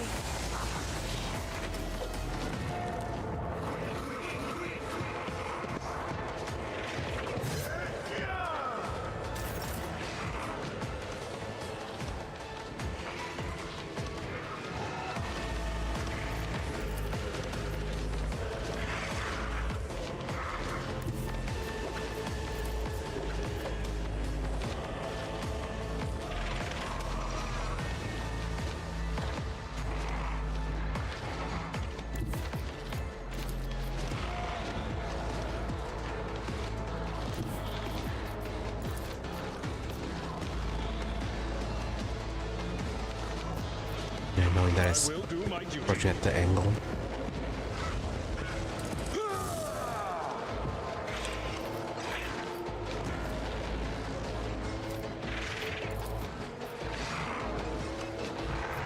Only 46% chance to hit.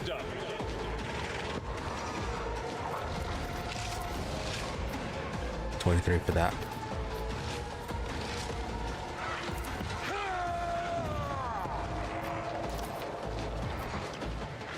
Indeed. An exemplary strike, Abelard. Victory is imminent. I will do my duty.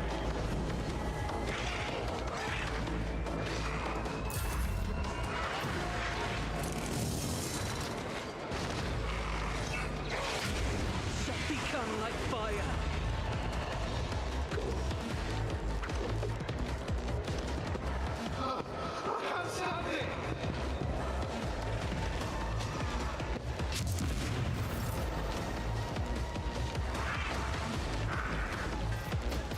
Are they all blinded now?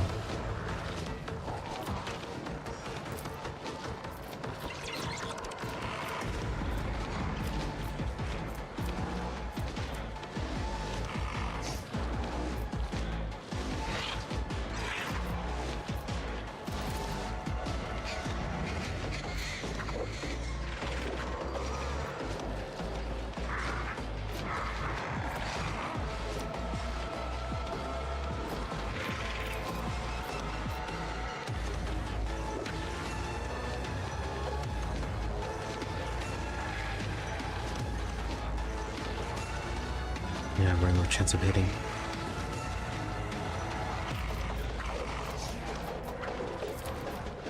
Administration is a holy task.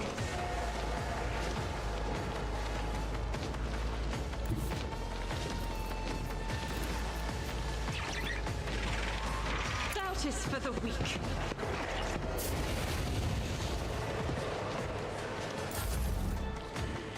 I'll do what it takes. I can handle this.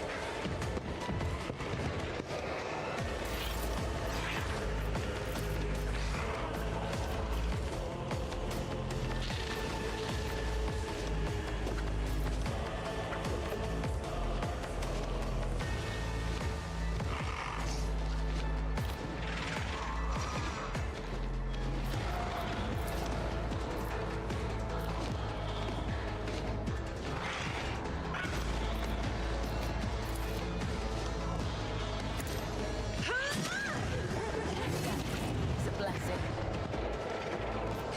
Okay, that worked.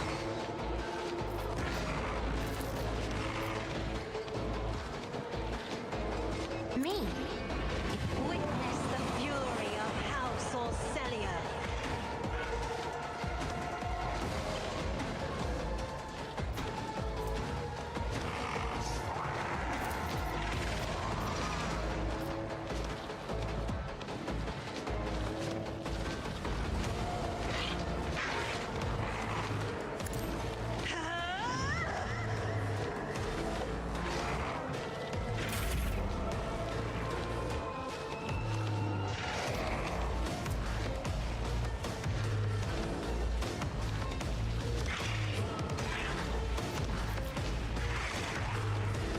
Okay, you're stunned. You're stunned. Okay, they're all stunned. It's only these guys aren't stunned.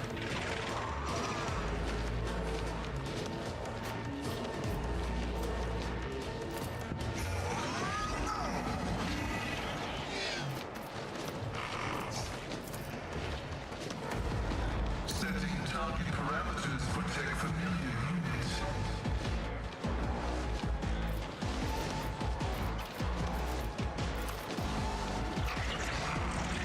Request approved.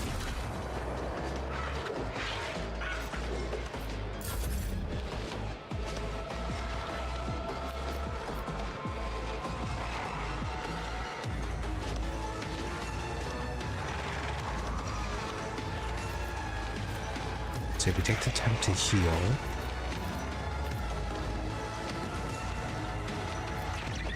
one attack with this. So 1 to heal, 2, 3. You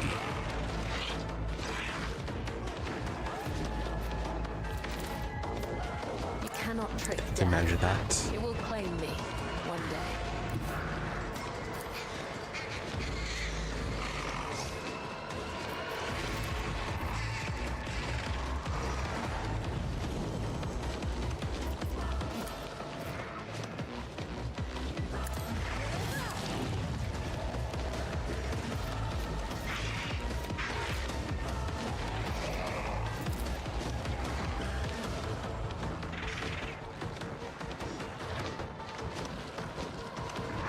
As the tenants come, the other side awaits. Trust me.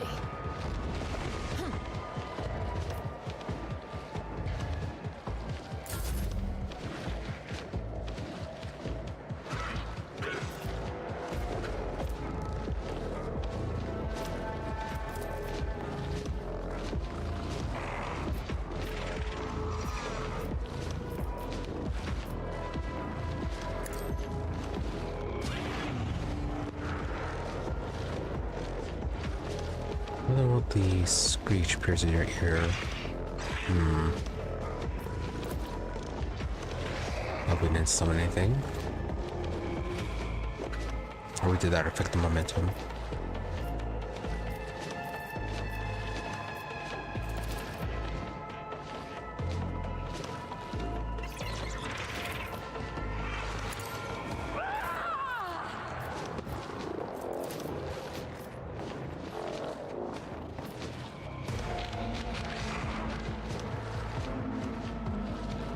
pull that one forward. Or I can just do this.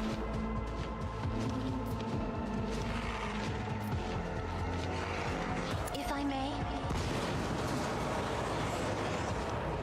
Or should I move further?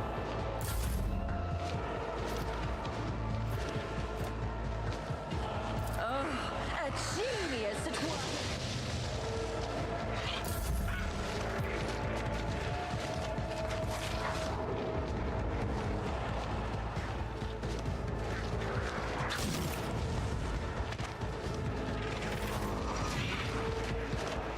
Kadir isn't permanently dead.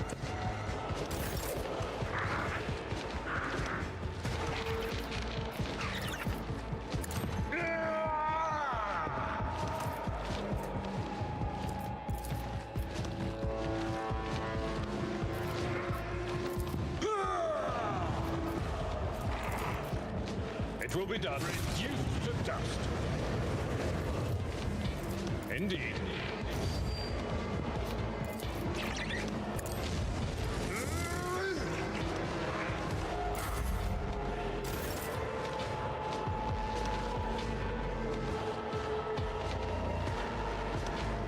Why are you starting with only 3?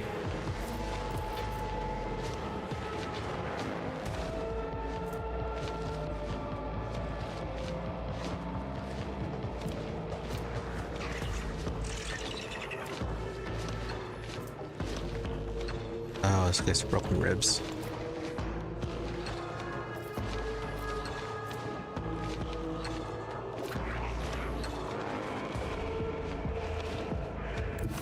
God Emperor, move through me. Be the fire in my heart.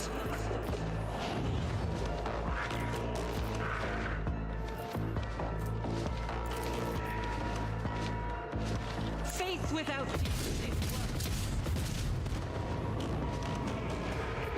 I'll do it.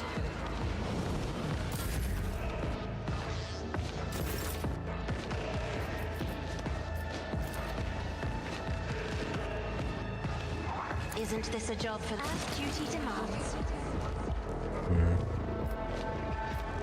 Just kind of hoping not to pull this one.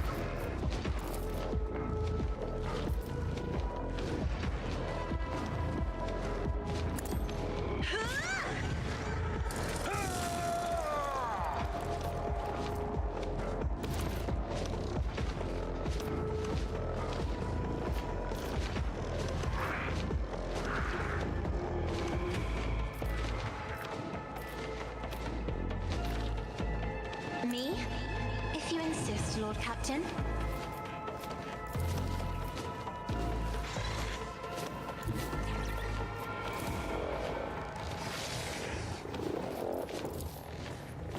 Be careful not to cross my gaze.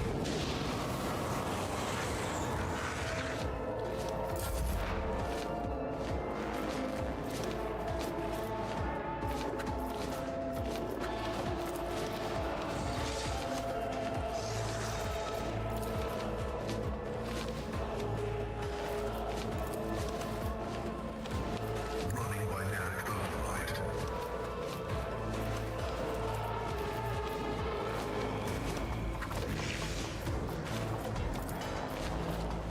My vow is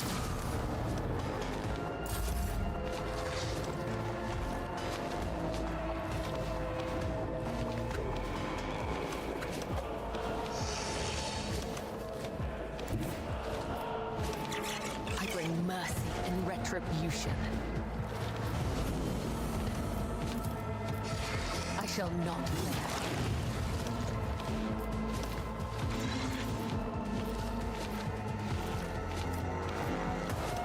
Watch out with this one. Trust me.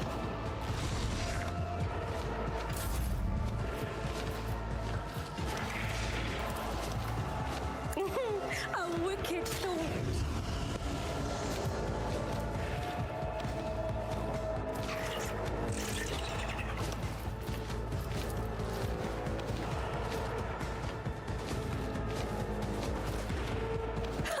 What if?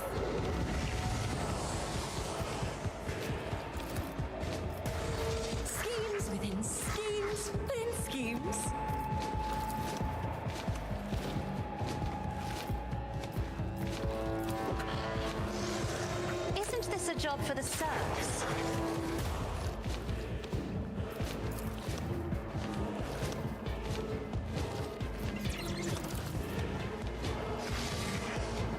If I may.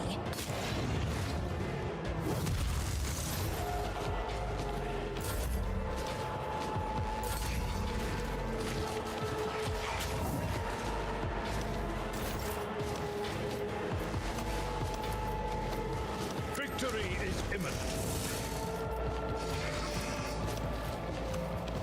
I will do my duty.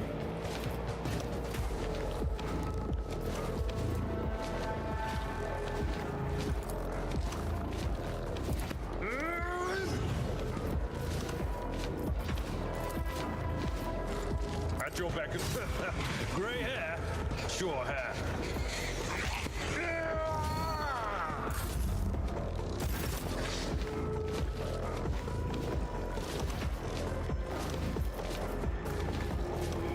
As the Emperor commands, I act.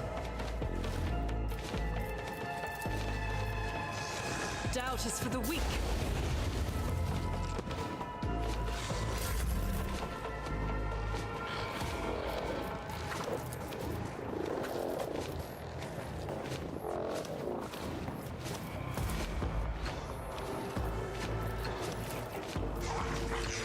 I'm not accustomed to being ordered around.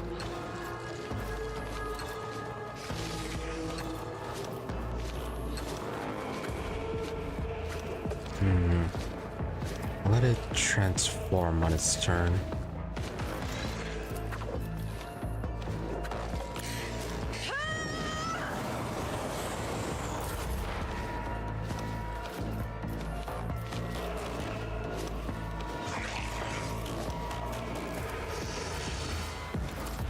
The Omnissiah knows all, comprehends all.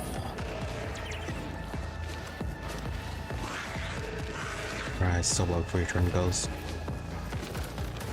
Alright, we're just gonna kill you. Running binary code.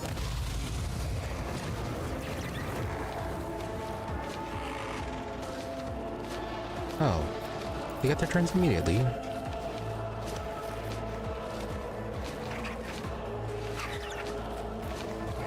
The scriptural prognosis is favorable.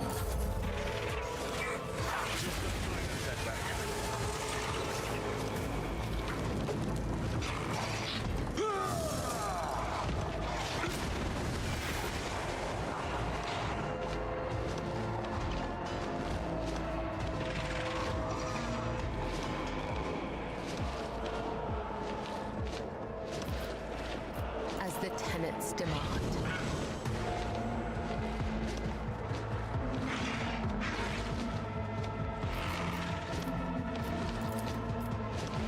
As honor ordains. I shall not fail.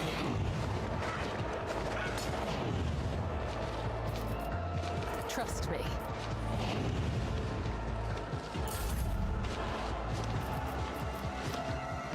We just have to dodge that.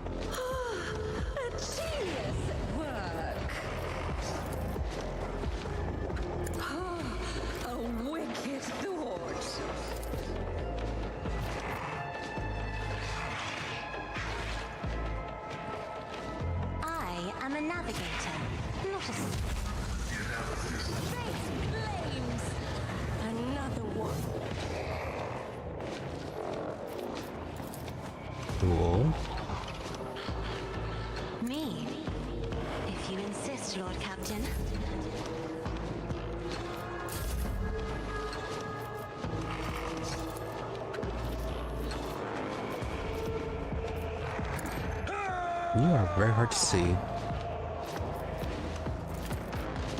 Indeed.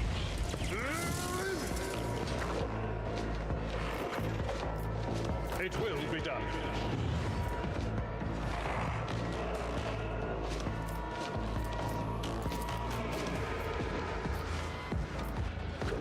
I will do one fewer task.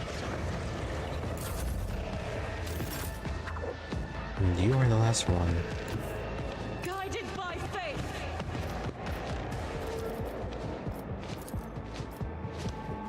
I'll do it. Hey, Adira, you're still alive.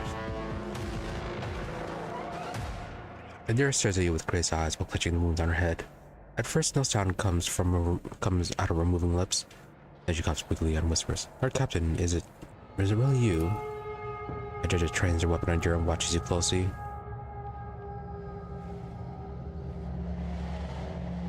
Wow. Dogmatic. Argenta, do your duty. Dogmatic. Kill Adira, die heretic.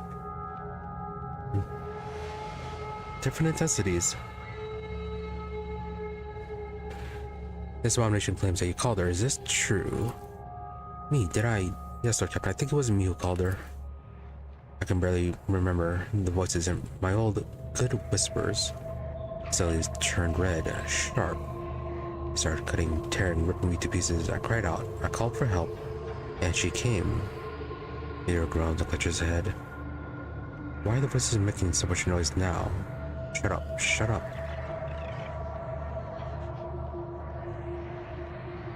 Has anything like this ever happened to you before? Like this? Never. Well, there was something, but it was different. It wasn't as strong or as terrifying. Apparitions appeared. Mechanisms malfunctioned, the crew lost their minds. Near breaks off, but Lady Valancius knew about that. She said it was a small price to pay, an acceptable expense. No sucker is immune to it. What happened here? It was a mistake. I won't do it again. Adira stretches her lips in a helpless smile, looking past you. There will be no more mistakes, Lord Captain. Argenta grits her teeth. This is not the first time this heretic has cursed the death of crew. You remember the incident on the mid-deck, Adira? What did those honest souls ever do to deserve such a fate? We turned to mutants and attacked their own families. You are a monster, a heretic. If you have any humanity left in you, admit what you are. Adira, shut up. Adira moans. Quit your preaching. You're the worst out of everyone here. Yep, still looking to kill her. The previous rogue trader has been seen on their ship recently. Was that your doing? Yes. I did it a couple times when I had too much to drink. At the time, I thought I heard a voice among all the whispers in my head. The voice was so sad, so clear, I couldn't help myself. I answered, I hoped I could reach her there. Adira bites her lip. Ever since she died, since I first heard a voice in my head, the whispers have gotten louder, clearer, harder to resist.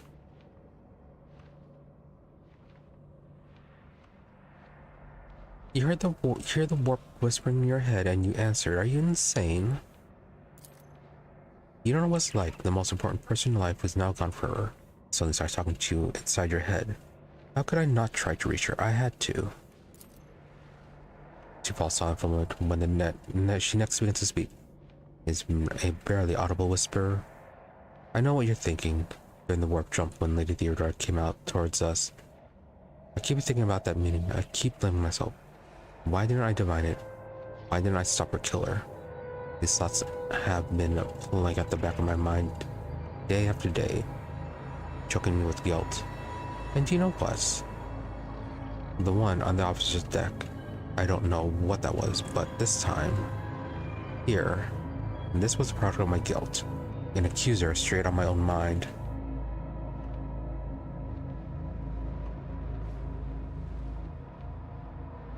So at least he's not like that one. So, what am I supposed to do with you now? Adira turns sharply to face you. I know after everything I've done, you have no faith in my willpower or my strength. But I can fix everything. It's just, I'm not at my best. But maybe we can find a way to replace my implants. Or some other remedy, a better one. Lady Von Valancius said that such a thing could be found. Not here than elsewhere. I just didn't need it before. But we just need to find it. We need to figure out where to look for it, and we'll get it. And until then, I'll keep myself on a tight leash.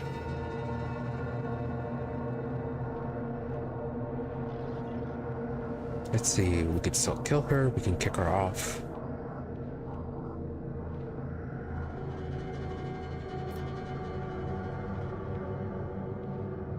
Yeah, just help her. What happened to the crew while you're looking for this remedy? Your swallows and strains. I'll pull myself together, Lord Captain. That the Lady Von Valancius knocked me for a 6. I'll get myself under control. No more booze, no more obscura, nothing. And I'll stop walking around the lower decks. I'll be stone cold sober. She determinedly wipes the tears and blood from her face. She really does not want to die. Very well. Yura covers her face with her hand and tries to hold back her sobs. Thank you. Thank you, I won't let you down. Argenta, you're making a mistake, Lord Captain. Perhaps you will find something to slow the decline. But it will not stop it. Only a miracle can save Adira to last now.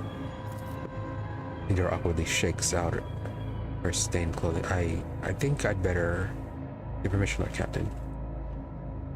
She sways, takes a step back, and faints.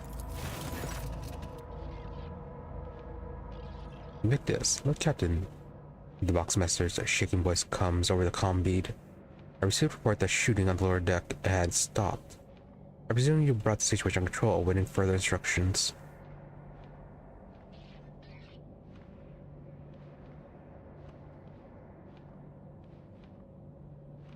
And we can soul kill her. I got rid of the warp solutions. Adira's alive. Bring her to the Corrigians and have them see to her.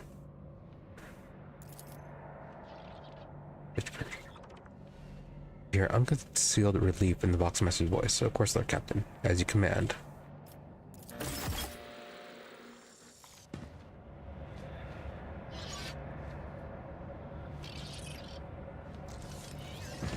Alright, that is done.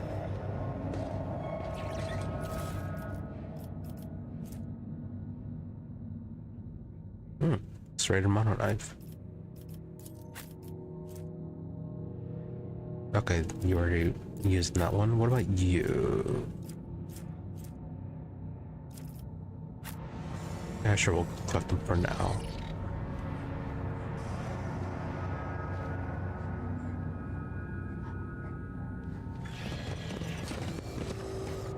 And we can't talk to her here. There will be no peace in my wake.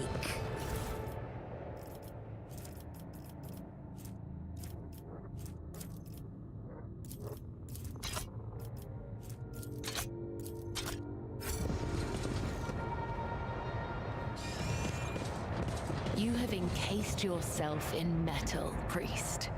You may trick age this way, but you cannot trick death. This unit's service life is not determined by entropic degradation. The Omnissiah determines all. He is greater than entropy.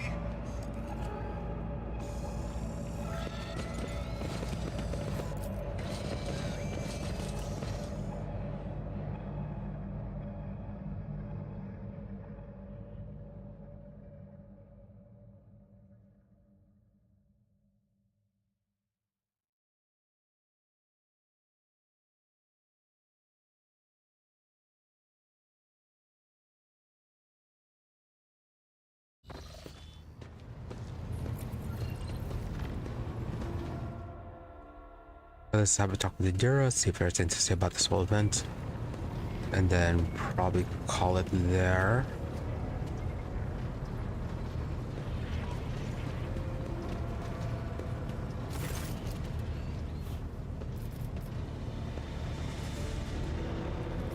Nope, okay, that is it.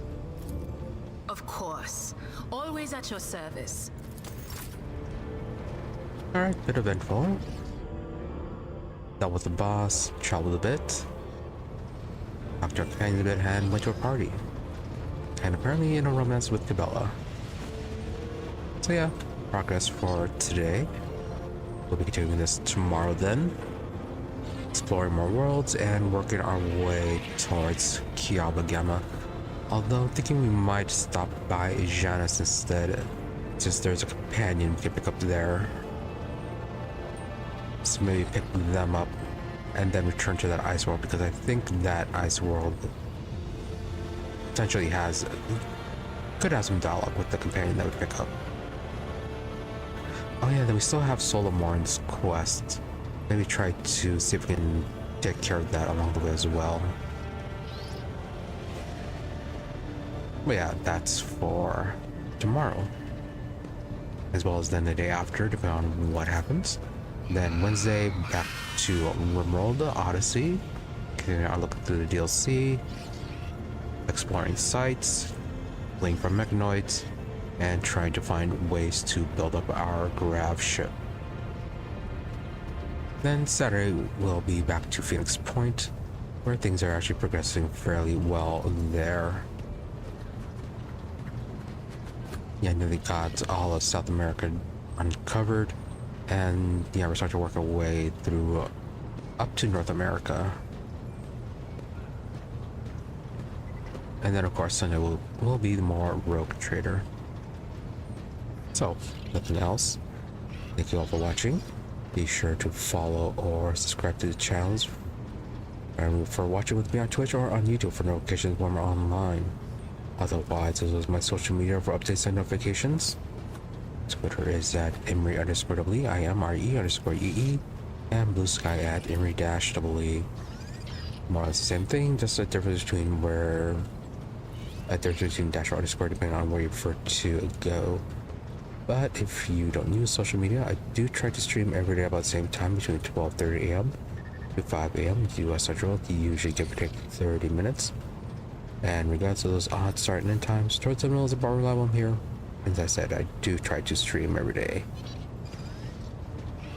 So, that out of the way, thank you once again for watching.